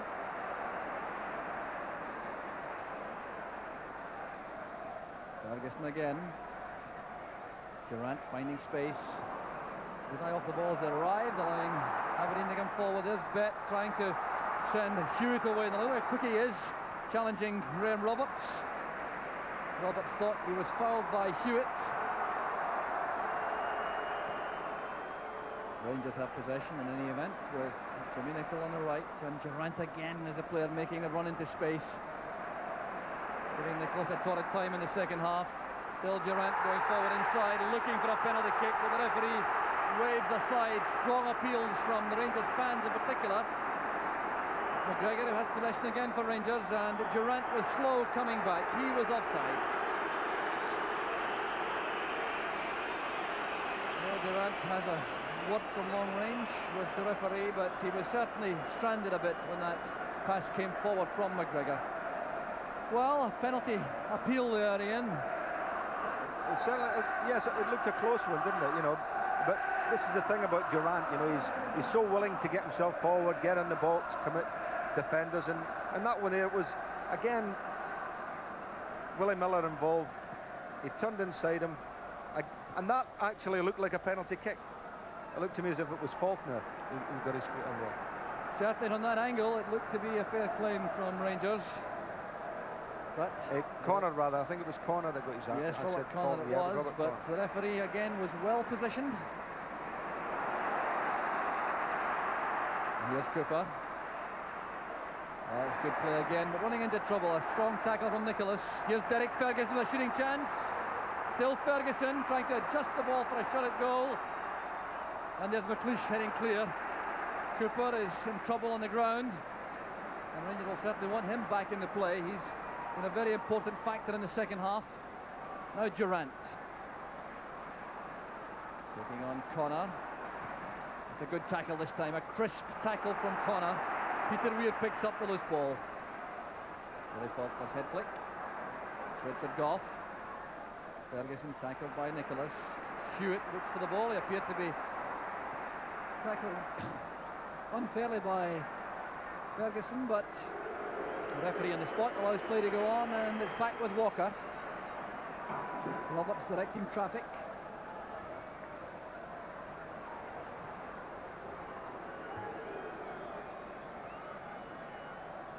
So there may be a substitution for Rangers, I think. Some activity there, although Trevor Francis remains well wrapped up as Jim Leighton comes off his line to cut off the ball through the middle. So 9 minutes of the 90 left for play. Rangers 2, Aberdeen 2, and extra time staring us in the face at the moment as Miller breaks on the right again for Aberdeen. Coming inside Monroe and running straight into Richard Gough. It's still Joe Miller. Now McKimmie stepping away from Cooper. Joe Miller back to Bet. Towards Faulkner! Willie Faulkner's header and Aberdeen are ahead. 9 minutes from time. Willie Faulkner's header. It was Joe Miller who did all the hard work. Battling away despite losing that tackle with Gough. Still managed to get the ball wide from McKimmie initially. McKimmie going forward towards the byline. When it came back, it was Miller again who set it up for Bet. And look at that header from Willie Faulkner. What a delightful goal by Aberdeen. There was some terrific football, Joe Miller involved, and again McKinney involved, and a lovely ball at the end of the day, wasn't it, by Bet? Beautiful flighted ball and a great header. The Rangers have it all to do again as McCoist goes up, and a fine save by Leighton. But what a cup final we're enjoying this afternoon at Hampden. Aberdeen took the lead, Rangers overhauled them, and now Aberdeen have come right back to take the lead once again. The offside flag was up against Joe Miller, I think, so or was it Willie Faulkner in the middle? But Joe Miller did so well for that goal, battled so hard using his skill and then tremendous determination. Richard Gough's header, there's Fleck. Hoist underneath it, it's away by Nicholas, and Derek Ferguson snatching at the shot. Now there will be a change made by Rangers. They're going to make a substitution, and it's Trevor Francis who is going to come on, and he will replace Derek Ferguson, who's played the bulk of the second half with his stockings at his ankles, which seems to reflect a little bit of fitness problem. So off goes Ferguson. We'll see Francis, I think, wide on the right with Cooper on the left. As Rangers throw everything into attack in the closing stages. Off goes Derek Ferguson. And Trevor Francis goes on. What a tremendous background he has in international European football.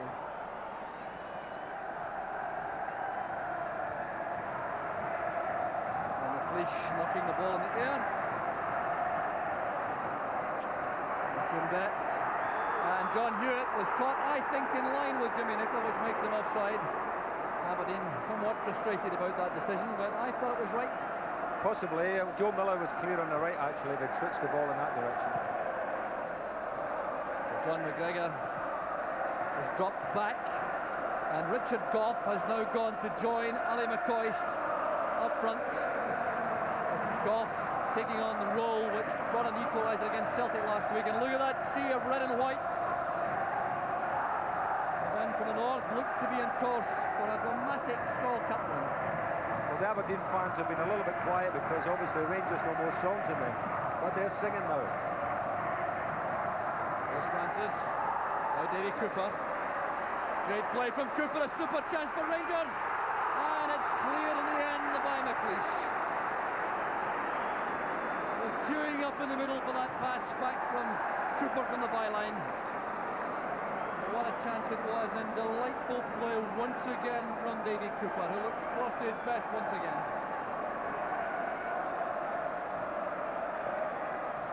Cooper to Monroe, 5 minutes left for play as Monroe's cross is blocked by Nicholas.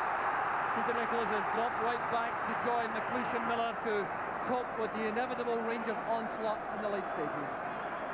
Here's Graham Roberts going forward. John McGregor, who's dropped back to centre back beside Roberts, has now pushed himself forward to Richard Gough, playing as a striker once more. Away by McKimmie. Here's Davy Cooper, lofting it in early. It's won by Connor. Betts' header, there's no one up for Aberdeen, they're all back defending as Nicol returns it. Roberts with the header, there's Ian Durrant, and Fleck! As Robert Fleck, he ties it up again at 3 apiece. But it was the intrusion of Graham Roberts which made all the difference. Just watch as Jimmy Nicol's ball is flighted forward. It's Roberts who challenges Miller successfully. Durrant sets it up, and Fleck knocks it home with his left foot. You were quite right, Jock. It was Graham Roberts, a tremendous challenge. You look at, he must have run 15 yards, beat Miller to the ball, and when it was knocked on there was Fleck, about 8 yards out, tucked it in the net. What a cup final this is. A little question mark there about whether there may have been an offside decision as the header came down from Roberts, but the referee looked at the linesman, got no signal, and allowed the goal to stand. So 3 each. What a scoreline! Nobody could have imagined that with such tremendous defences on view. McKimmie plays it inside. Cooper's clearance. Good header by McLeish. And now Rangers have altered their setup once again. They've brought Richard Gough back to centre-back. They're going to remain with their prepared formula for the closing minutes now that things are back in level term. The Rangers fans back in joyful mood. There's Jim Bett. That was towards Hewitt, but there's Gough back at centre-back again. Goes McKimmie. Now Joe Miller. Nicholas to Miller, a bad first touch by Joe Miller, allowing Roberts to make the challenge. Well, Joe Miller's control is usually superb, but he didn't colour that pass as well as I'm sure he wanted to.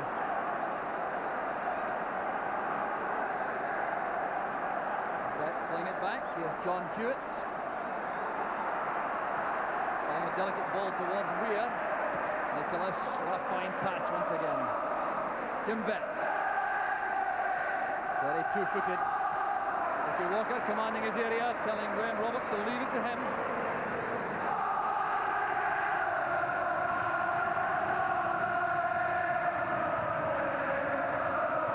There's Fleck. Tackle was by McLeish, and the help was provided by Nicholas. Well, I must confess, I certainly would have no complaint at all if we could watch another half hour of this. Tremendous entertainment. I think if you're an Aberdeen fan or a Rangers fan at home at the moment, you'll be holding on to the edge of your seat. Tremendous entertainment. McGregor and Bett clashing in that very strong exchange, and the offside flag halts the progress of John Hewitt. Looks askance towards the near side linesman, David Brownlee.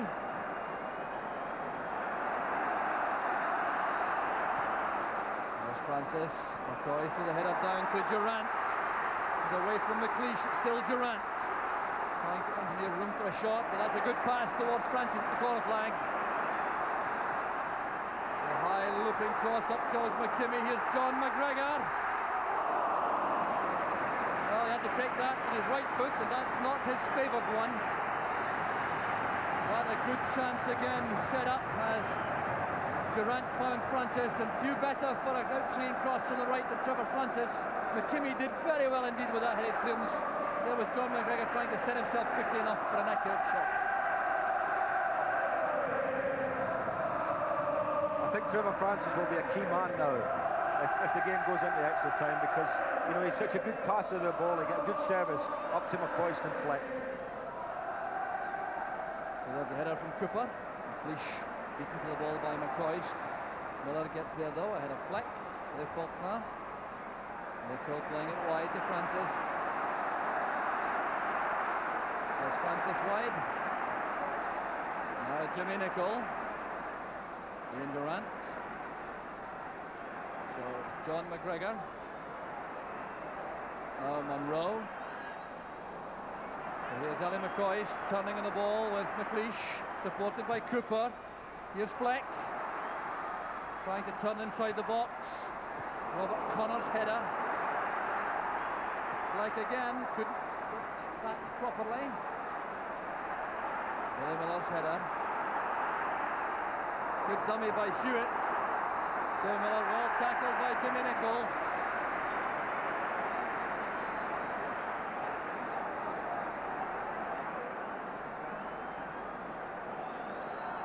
McKinney with a throw. Here's John Hewitt. The 90 minutes have come and gone. We're into time added on for stoppages in normal time, with 30 minutes of extra time awaiting us. Unless there can be a dramatic last-minute winner. Here's Peter Weir taking on Nicholl. Bill Weir going inside. Too high for Bet. Munro is there. Now it's with McKinney, but there goes the final whistle. The 90 minutes are up. The full-time score. Rangers 3. Aberdeen 3. You won't miss 1 second of extra time. But before that, we'll take a short break. We'll be right back.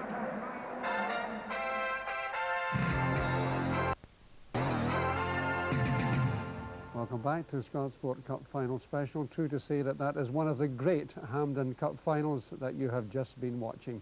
The players are out on the park just having a breather before the half hour of extra time gets underway, as you can see. Time for a quick comment, I think, from our two studio guests, who I can say have been full of praise for the performances of both sets of players. Mark, that really was an epic second half, wasn't it? Yeah, different class. What we've got here is two teams very determined to lift the trophy, and I think it's going to go to the very last kick of the ball here. No, but that second half was really pulsating with so much good stuff in it, wasn't it? Yeah, the first half and the second half, you know, it's had everything, you know. Yes. Goals and goal-mouth incident. Yeah. The goal which gave us extra time, that made it 3-3, was a tremendous goal, because it looked as if Aberdeen were just hanging on. Then that great header of Roberts has made some space and he's put the ball in, and Robert Flex put it away brilliantly. Yes. Suspicion of offside, yes. Ian Durant, but yes. And again, Mark, as we've seen so many times, Durant willing to get up with the action where the action is. Yep, arriving at the perfect moment, just on the end of Robert's header, and he's done that the whole game. Any chances that Rangers have had have arrived from Durant making these runs. Right, the stage set for half an hour of extra time. An absolutely marvellous game so far, Jock, and I think it's true to say that we may well have still some drama to come. There's no doubt at all about that, Arthur, because remember, if it's all square after extra time, we go into a penalty shootout. Now, can you imagine taking a penalty kick in this situation after 120 minutes of football? But I fancy we may see a goal or two, though, in the half hour to come. So referee Bob Valentine remains very cool in the middle of all this hectic activity as Aberdeen get extra time underway. So there was no other change during that pep talk after the 90 minutes from either side, with Trevor Francis on for Derek Ferguson for Rangers, and we have Peter Weir replacing Neil Simpson for Aberdeen. There's still to come, if required, Avi Cohen for Rangers and Brian Grant for Aberdeen. But here's Willie Faulkner, eased off the ball by Roberts. Quizzical look in the face of the Rangers captain. That's a free kick, it is.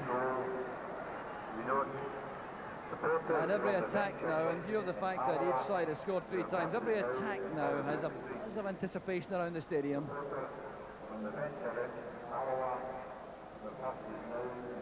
So once again, Rangers pull everyone back to defend. It's Peter Nicholas showing his ability with both feet, taking this free kick. No, he's leaving it to Peter Weir. There's Weir's free kick. The header comes in from Willie Faulkner, but he didn't get any real power behind it, although he did find a gap in the box. That was a definite chance there by Willie Faulkner. Had a clear header, Jock. Bad marking by Rangers. There's Jim Bett. Well, the ebb and flow of this match has been quite remarkable, with both sides enjoying periods on the ascendancy. And there's Jim Bett's throw. It's Hewitt allowed to turn by Roberts. That's a good tackle. And a foul by Hewitt. A tackle from the back on Roberts. And the referee is going to have at least a word with John Hewitt. He's only used the yellow card once so far in the match, which is one other good aspect to this occasion. That was Alec McLeish, who was booked, but Roberts is all right. It's never been a dirty game at all. I mean, it's been contested to the full, but never, I would say, has there been really any nasty incidents. McLeish with the header into midfield. Bett and McGregor together, they have been so often in the match, and that was a foul by McGregor on Bett, just pulling the Aberdeen player back as he tried to reach the ball.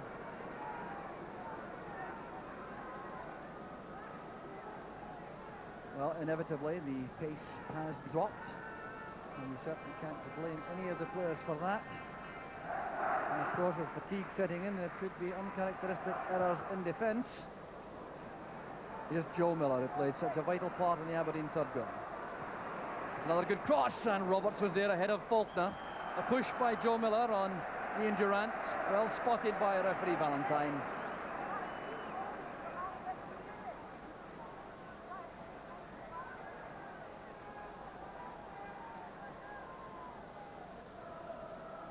Ali McCoist there, amazingly, has not scored despite Rangers finding that 3 times, although he played a vital part in the first and second goal, which Rangers scored in the first half. Fouled for the free kick, which resulted in Cooper's opener for Rangers. And then the final pass for Ian Durrant's second. Down goes Willie Miller, fouled by Fleck. And the referee quickly to the scene of the action to make certain things don't get out of control. Well, it may be late in Bob Valentine's career, but he hasn't lost any of his fitness.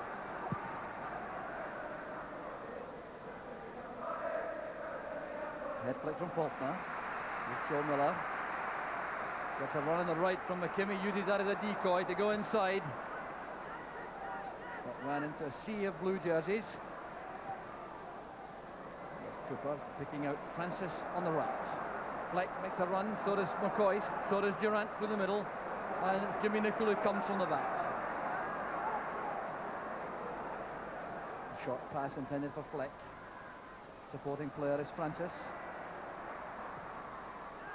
It came off Peter Weir, but an easy one for Jim Leighton in the end. So if you've had the misfortune to miss any of the action before now, I can tell you we're in extra time in the Skol League Cup final with the score Rangers 3, Aberdeen 3. First period of extra time.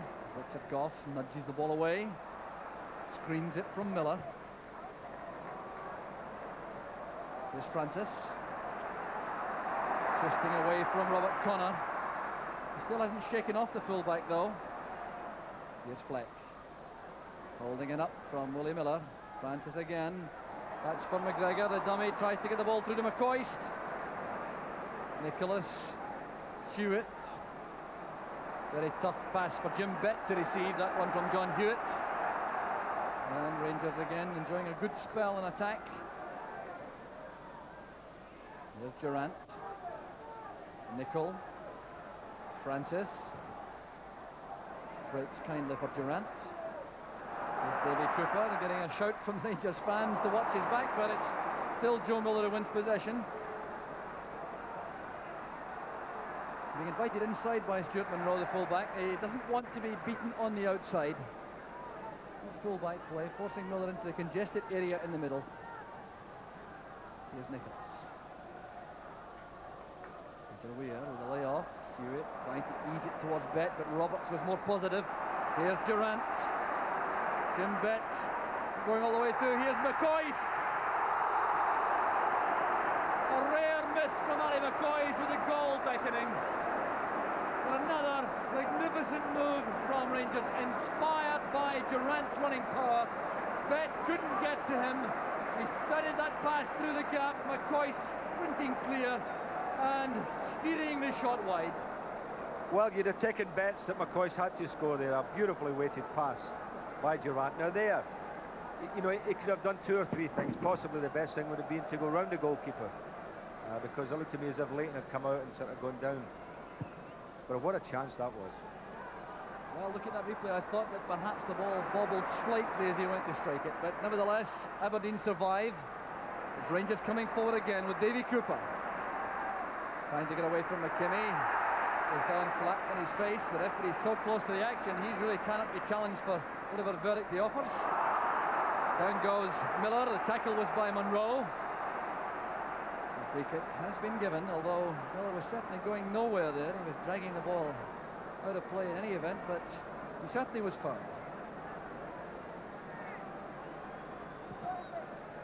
McKimmie with a free kick. Well won by Goff. Nicholas. Back here again by Hewitt. Here's Peter Weir. Playing it wide for Hewitt, needs all his pace as Roberts comes across. He timed that well, the Rangers captain.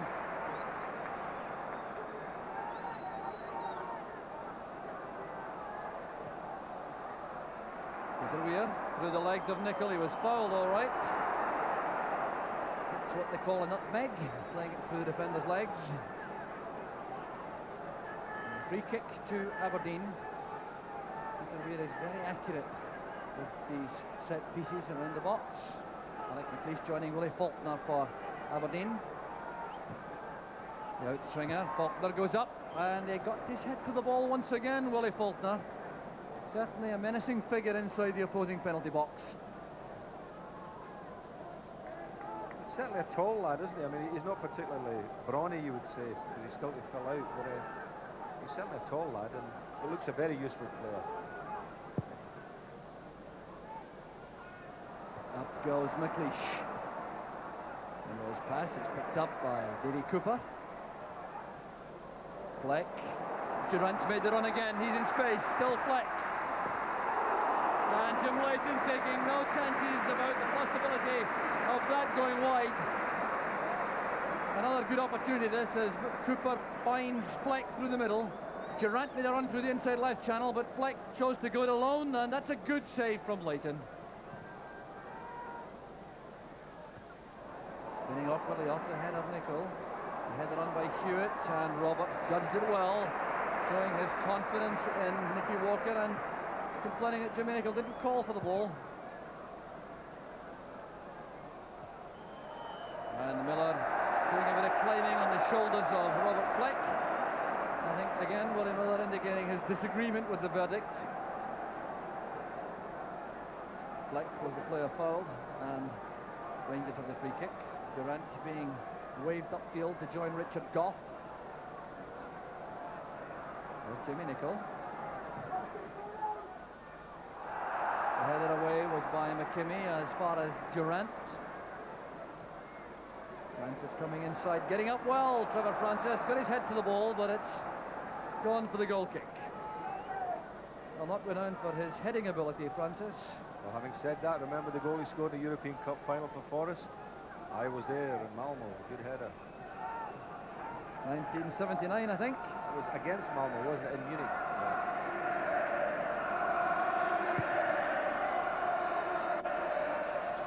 Roberts, commanding figure, coming to meet the ball. There's McKimmie, he must be accurate with the pass back. McCoist was putting him under pressure.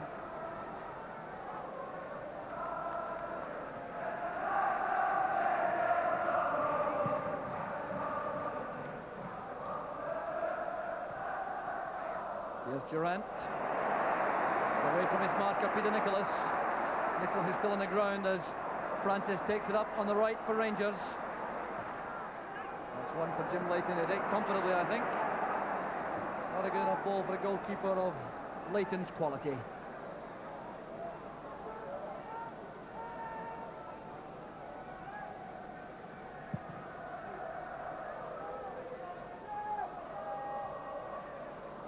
Here's McCoist with a layoff to Cooper. Nicholas has recovered after taking a knock a few moments ago. Willie Faulkner trying to get in front of Richard Gough. That's good play from Gough. Durant running into Weir, he gets a break of the ball. Still Durant, he has Francis on the right. Still going all the way himself through the middle, and stopped by that superb tackle from Willie Miller. Here's Hewitt. Clip from the back, and Willie Miller went in for that. There's a Rangers player in trouble, I think it's John McGregor, and the referee trying to sort things out. It's John McGregor who's in serious trouble after a clash with Willie Miller. The ball was bouncing as Miller went for it. I didn't see anything untoward about the challenge, but there's no question that John McGregor's in serious trouble, and the referee is calling over Willie Miller. There's what it's all about. It's the first tackle by Miller. In fact, it's Miller who's going to be booked. Well, Ian, it appeared to me to play the ball. Well, he'd come out of defence. He'd made a very good tackle on the edge of his box. and then he continued when Aberdeen got the ball, and then he got involved in 3 tackles in a row. But it looks to me as if McGregor's got a bad one. I think they'll be bringing stretchers on for him. When a player lies like that and he doesn't make a move, you know he's hurt. Well, there's no question that John McGregor's in serious trouble, and remember, he had a very bad knee injury. Willie Miller wants to have a debate with some of the Rangers players, and that really is foolish. There's no need at all for him to become involved any further. Whether or not that booking he feels was unfair, he's got to get out of the road and stay away from things. John McGregor, as I was saying, had a very severe knee injury, which he sustained when he was on loan with St Mirren from Liverpool. And he was out of the game for many months with that, and it looked to me, as he was down there, that he was clutching his knee again. I actually think it may be a bone damage, you know. I mean, it could well be a... You don't like to say it, but I mean, he could well have a broken leg. Well, let's check on this once again, Ian. Here's what it's all about. Well, the ball was certainly there, and it was in the air when the challenge was made. Well, the two of them challenged for the ball. Willie Miller went with a straight leg, and, you know, if you tried to kick it, it looked to me as if McGregor was trying to kick the ball and Willie was going to block it. And that's when, you know, serious injuries happen. But it's not to say that both boys are going in there to hurt each other, because they were going for the ball. Well, I thought they both went for the ball with complete conviction. Walter Smith has been on to reorganise things, but regardless of all that, that is unquestionably the saddest sight in football. The stretcher removing John McGregor from the action, and he certainly does appear to be in very serious trouble. And clearly in a lot of pain as he is removed from the field. So the replacement is Avi Cohen, wearing number 14. Now I fancy referee Bob Valentine is entering a crucial phase in the match as far as he's concerned, because I feel that the Rangers players think that there was some malice in the part of Willie Miller, and clearly Willie Miller in particular thinks he was harshly treated. Well, I do think Rangers think there was intent by Miller, but I'm not so sure. There's Avi Cohen's history. Very experienced player indeed. Header away was by Connor. Faulkner plays it wide. This is Jim Bett. No room to go anywhere except back. Willie Miller gets the treatment from the Rangers fans. There's McKimmie playing it through the middle. Roberts is there for Rangers with an accurate header. Monroe. So the first 15 minutes of extra time have come and gone, but of course there was that very lengthy delay for treatment to John McGregor, so there will be some time to add on. There's Peter Weir back in defence for Aberdeen. Hurtling away from Cohen.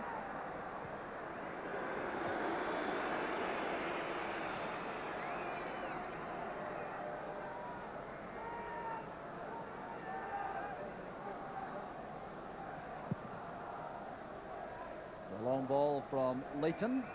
Up goes Goff to win it cleanly from Faulkner. Well, Rangers don't have to shuffle the team around too much, because Avi Cohen can play in midfield, and he's just slotted into the position that John McGregor had been playing. Yes, that's the marking role on Jim Bett in midfield. No question that time that John Hewitt was offside. So again, the pace seems to drop even further as these players feel the pressure of this titanic cup final. Willie Miller, the target of Rangers supporters' abuse, for the involvement in that incident with John McGregor being stretchered off. That's a misunderstanding. The pass was intended for Fleck, but McLeish has some time until McCoist arrives. Cooper inside towards Durant. His control let him down for a split second. Cooper has it for Rangers, now Fleck. Turning and twisting, trying to link with McCoist. And it was McKimmie who did a good job there for Aberdeen as McCoist rifled the shot in. There was a look towards the linesman for offside. I certainly thought he was offside here as Rangers made the break. I thought McCoist had got himself into an offside position. So again, a matter of no concern because no goal resulted, and there goes the whistle to end the first period of extra time. It's half-time in extra time.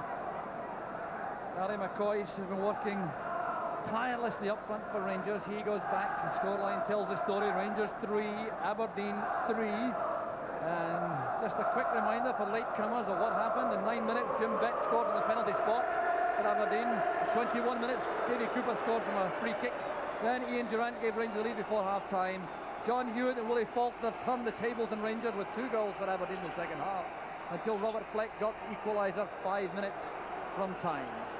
So here we go with the last 15 minutes of action. Referee Valentine checks his watch, and always strikes me as a great pity for either side to lose in the second period of extra time. Well, you always don't want the game to go to penalties, Jock, in this situation. You know, you'd rather see one of the teams score a goal. Fleck towards McCoist.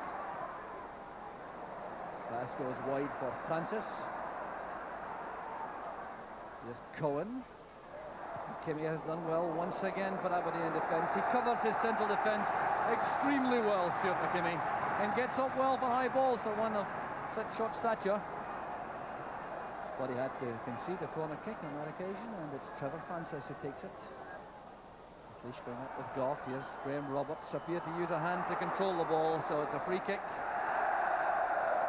That goal from Roberts will not count. He hasn't opened his scoring account this season for Rangers. I have a lot of time for Graham Roberts. You know, I'm the man responsible for bringing him into professional football. I signed him as a 16-year-old when I was manager of Portsmouth, and I've seen him grow in physique as well as stature in the game. I think he's a tremendous player. So the high ball is won by Roberts. It's with Trevor Francis. The square ball is collected by Cooper. Good running by Cohen. Chance for the long-range shot, perhaps, but he prefers the pass towards Fleck. And that had to be of precision accuracy. It wasn't quite, so Leighton was able to clear it up for Aberdeen.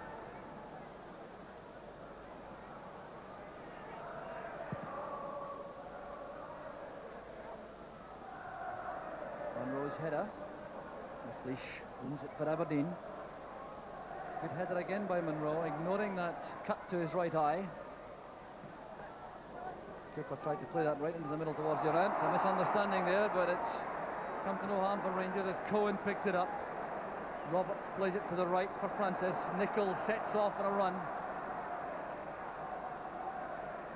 Francis has the option of Jimmy Nicol. Well, tried to play it into a gap around the box. It came off Willie Faulkner.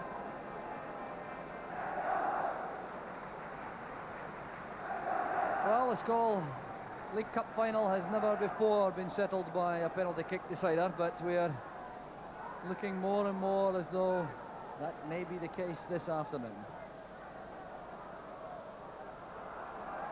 Here's Peter Weir. Jim Bett under pressure from Cooper, his former teammate.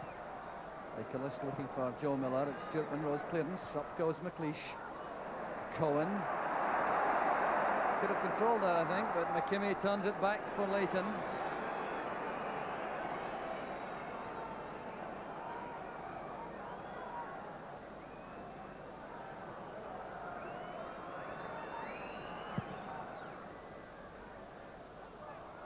So Miller's head flick. Goff, a very accurate ball towards Monroe. Up goes Fleck. Tried to control that into the path of McCoist. Nicholas. Joe Miller appeared to be caught by Monroe, but the referee saw nothing amiss, allows Cohen to bring it forward for Rangers. Here's McCoist. Never dangerous for Rangers. Playing it square towards Durrant, and he was caught on the wrong foot as the ball came inside. He couldn't adjust quickly enough to get into the right stride for a shot at goal.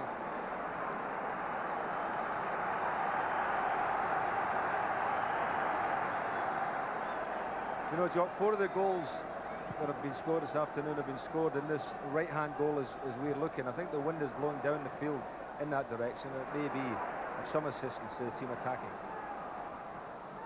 It's a careless one from Nicholas, an error which allows Cooper to come forward.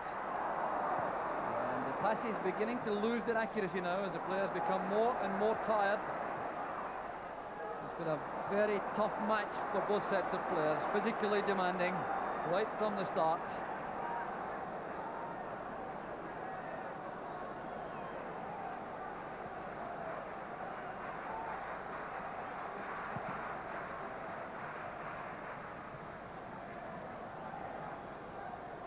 There's Peter Weir. Oh, it's a neat touch. It's played out by Durant.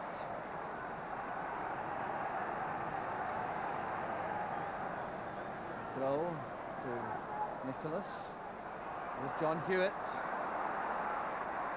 Running into trouble as he goes inside. It's Roberts who plays it forward. Nicholas turns it back. Durant's running power again, wins the ball for Rangers. Here's Davy Cooper. Oh, that's a precision pass for Trevor Francis towards Roberts in the middle.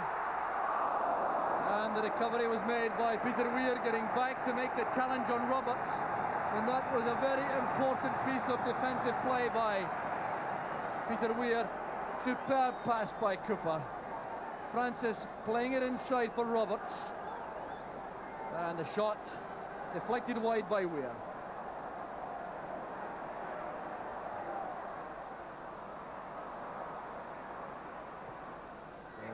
And there's Robert Fleck. He's at full stretch, Jim Leighton. Almost caught by surprise by that flashing header from Fleck. Well, what a tremendous save, Jock, wasn't it? I mean, Robert Fleck just got a nice little flick on. You'll see the back post is clear as well. And there's Jim Leighton, got the touch and then pounced on it. And now it's Aberdeen's turn coming forward. Faulkner sets it up for Peter Weir on the left. He's away from Nicol. That's a super cross. And it was Richard Gough initially who got his head to the ball, with Joe Miller and Willie Faulkner and John Hewitt all waiting. So Gough saved the day there for Rangers, no question about that. Nicky Walker in the end turning it over for the corner.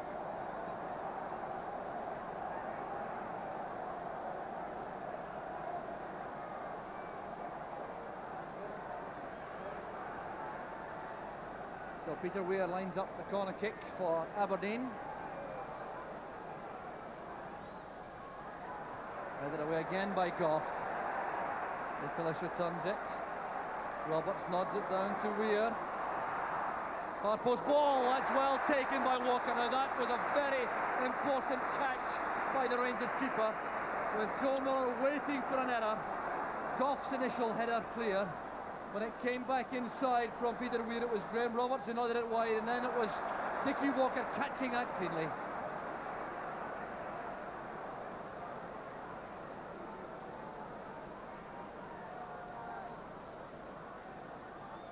There's Peter Weir, and now Nichols.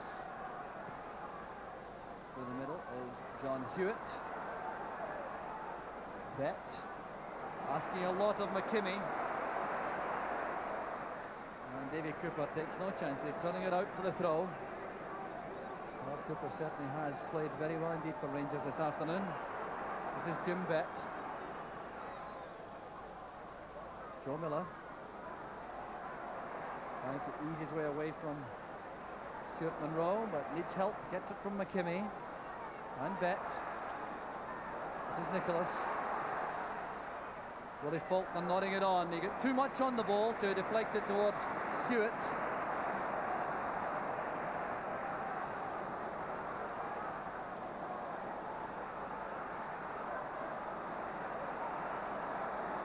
Fatigue is certainly taking over, Ian. I think so, but I was just thinking when you said that Cooper had played well, it'd be difficult to say that there was any player that played badly on the day. I think everybody's played well.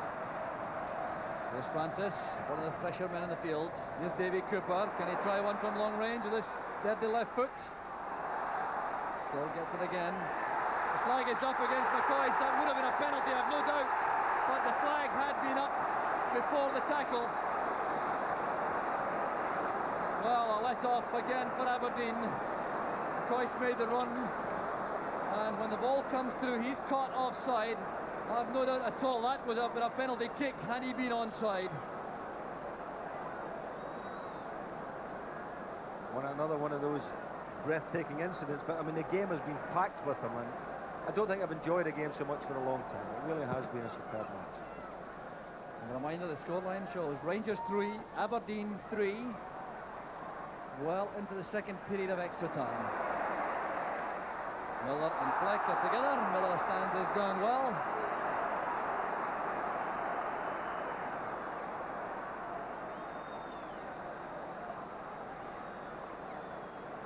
Back it goes to Jim Leighton, who may turn out to be absolutely crucial in the penalty shootout. Nicky Walker and Jim Leighton must be thinking along these lines by now. There's Jimmy Nicholl with a clearance. Hewitt could keep the ball in play if he chose, but at this stage in the match prefers to accept the throw. There's Francis with his fresh legs, allowing Cooper to take over. It'll be a Rangers throw. It appeared to come off Peter Nicholas. Here's Cohen. Durant was caught as he came inside. John Hewitt has been penalised. Inside the final 5 minutes. Richard Gough makes his way forward for Rangers.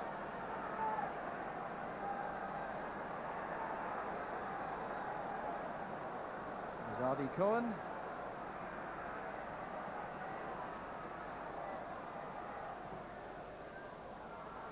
Bett's header. Joe Miller screening it from Monroe. Playing it sideways for Bett once again. McKimmie goes ahead of him. That's good play from Aberdeen. Inside is Miller. Well, I think he was lucky there, but he certainly was brave too. And that's Cramp, I think, catching his right leg. Joe Miller at a vital moment, losing his footing.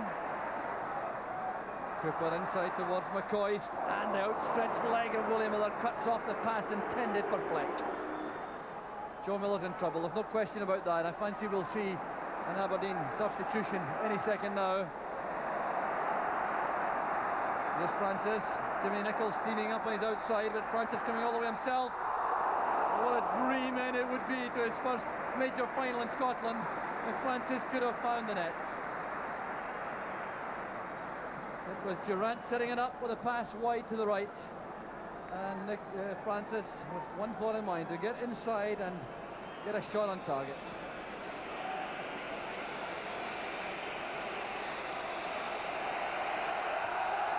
And now only 3 minutes left. Roberts with the header. There's Alec McLeish.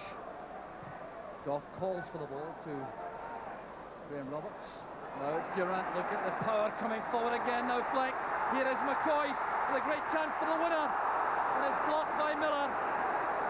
A sweeping move from Rangers once again, and the danger's not over for Aberdeen as Francis rifles in the shot.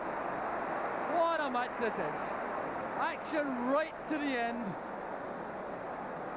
But McCoy must think he's been the man today who's missed a couple of chances, and again, that was a chance. And you've got to say well done Aberdeen, because they crowded the ball there, but you sometimes only get a split second to react to these things. And then when Trevor Francis, of course, got it, he blasted it past the left-hand post. But McCoy, I think, has had a couple of little chances today.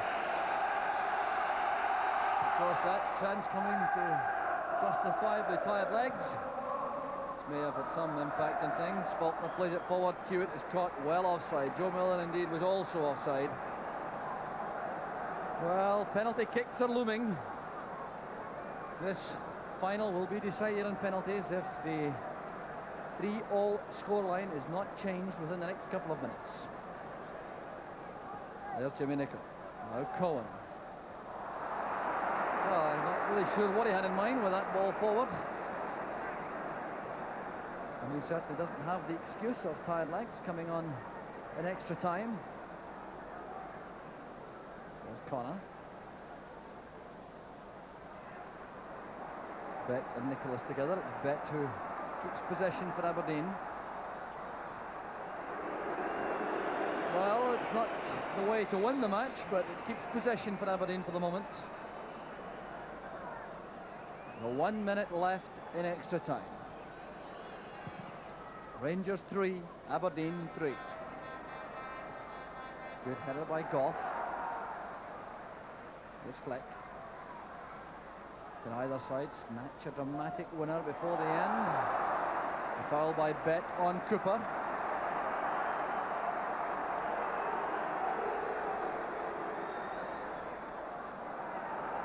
And here's Durant running into the challenge from Nicholas. Roberts with a long ball forward looking for Francis. Connor keeping the ball in play, helped on by Weir. Durant again. Back it comes to Roberts. McLeish letting that bounce, but Fleck stepped in ahead of him. And Francis couldn't reach it. Well, I've no doubt the players will be very relieved indeed to hear the final whistle, apart of course from the 5 who still have to become involved for each side in the penalty kick decider, or perhaps more than 5. Here's John Hewitt. Well, showing remarkable fitness and stamina, but it's too late. There goes the whistle to end the match. 120 minutes of all-out action, finishing with that scoreline. It's Rangers 3, Aberdeen 3. It now goes to a penalty shootout. You'll see it all in a couple of minutes after this short break. For the deciding penalty kicks. Discussions going on among the players. Walter Smith and Phil Borsma out there for Rangers. Jimmy Mullen and Ian Porterfield for Aberdeen. And the linesman taking a note of the kickers. So we're going into this penalty decider. Aberdeen, incidentally, were the first British club ever to become involved in a penalty shootout. Back in 1970 in the European Cup Winners' Cup, they played Honvéd of Budapest in a penalty shootout, and sadly for Ian Porterfield, they lost that one. So it's been that length of time we've had these penalty kick finishes, but it's the first time in the League Cup final, in the Skoll League Cup final, that we've had a penalty shootout. It's going to happen in front of the Rangers fans. A toss of the coin decided that, and the first penalty kick will be taken by Rangers and by Ali McCoist. So McCoist, the regular Rangers penalty taker, he scored 3 out of 3 so far this season, and all the players having to remain in the centre circle as McCoist prepares to take the vital opening kick against Jim Leighton.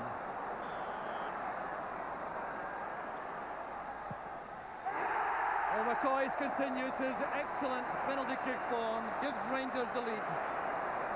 Crucial, of course, for the first one to go in for the side taking it.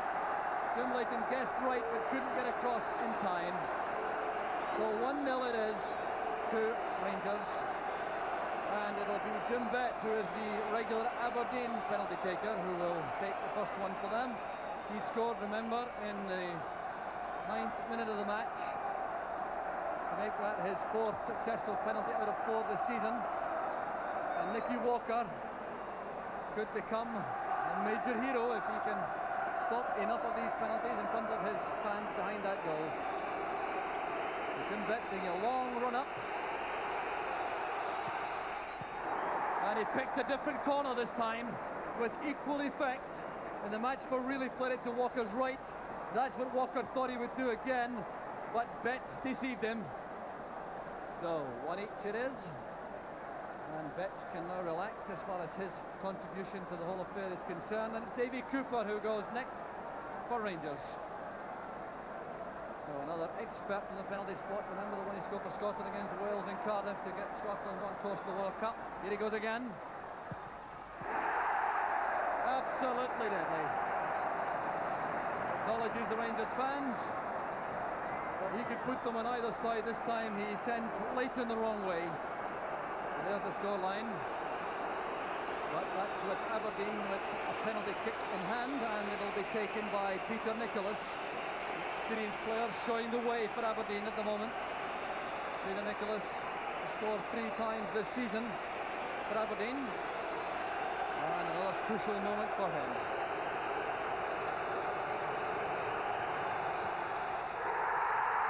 And a disaster for Aberdeen, and for Peter Nicholas in particular.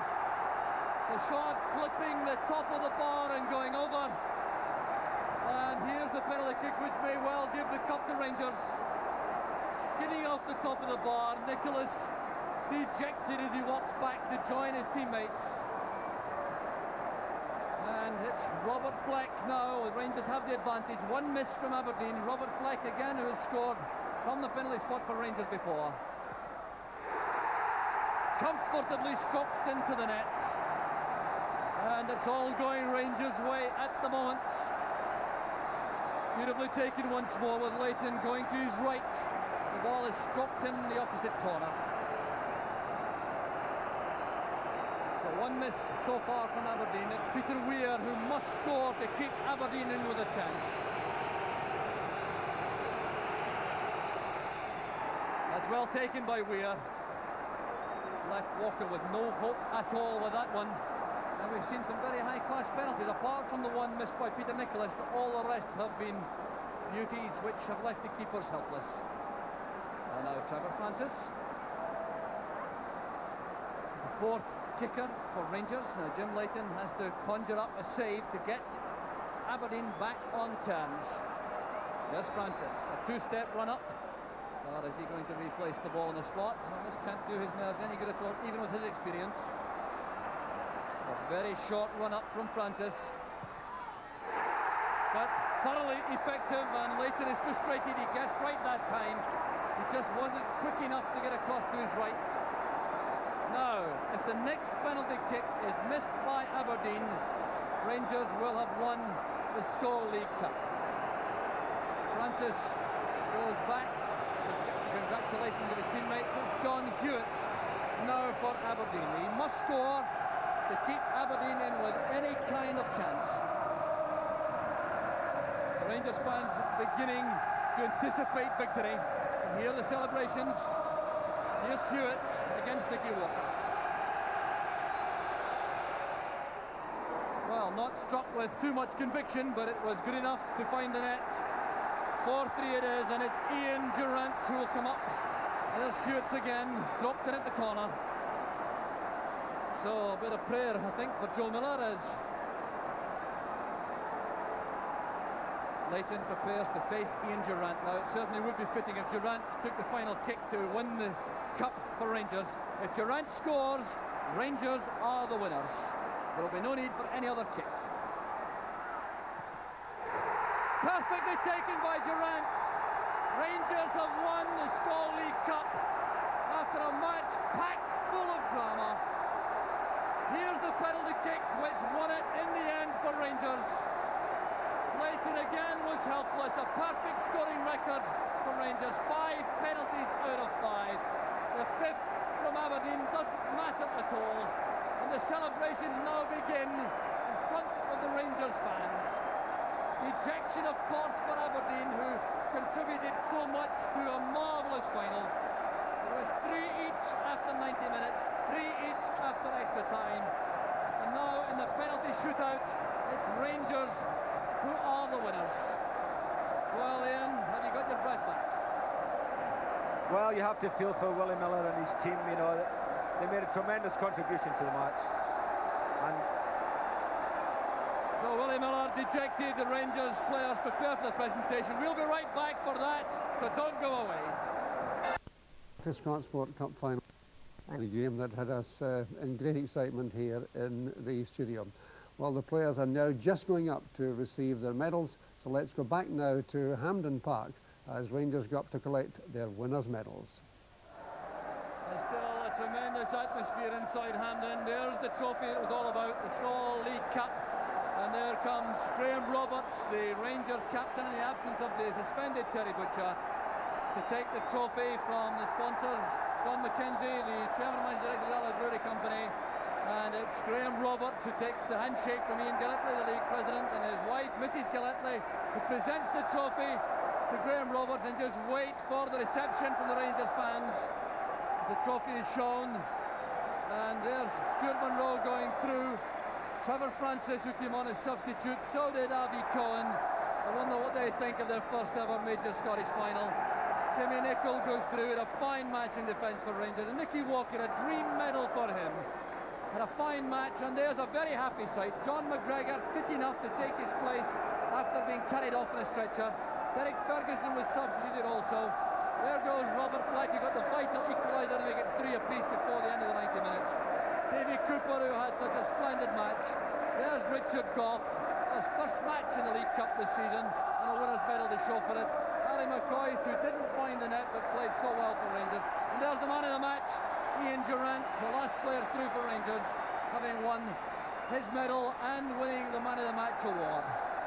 So the Rangers players now making their way onto the field to take the acclaim of their fans.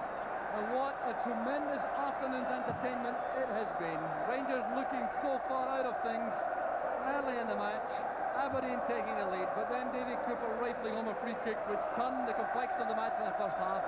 From then on, it was end-to-end stuff, ending all square until the penalty kicks. So Ian Archer is now on the track with Nicky Walker. Mickey, did you ever think it'd end like that? Never. What a cup final. It had everything. Everything.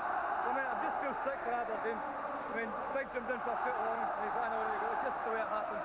What were the nerves like in that penalty decider? What nerves? Too bad to mention, honestly. It's terrible. Worst feeling ever. I mean...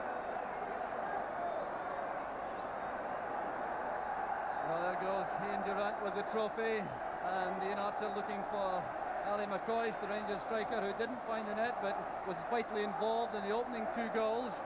So he should be with us in just a second. Ian Archer now has Ali McCoist.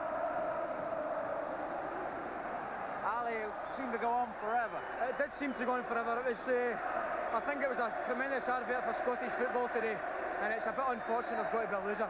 That's right, because penalties, the crowd love them, the players hate them. You couldn't watch, could you? Oh, I couldn't watch. It's diabolical. I mean, having said that, you've got to take one, so I was quite pleased I knocked one in. But it's very, pressure's all on the penalty takers, you know. What about the match itself? Both sides could have won it at different times. I had a couple of chances in the second period, the extra time. I wish I'd stuck them away. But it wasn't to be. We're happy with the result, and I'm going up for my mate. So Rangers retain the trophy they won against Celtic a year ago. But what a tremendous match it was, and we mustn't forget the contribution of Aberdeen to this magnificent final. Very sad indeed, as Nicky Walker said, it had to be a loser. But Rangers fans enjoying the moment, the players too celebrating. And with that, I hand you back to Arthur Montford in the studio.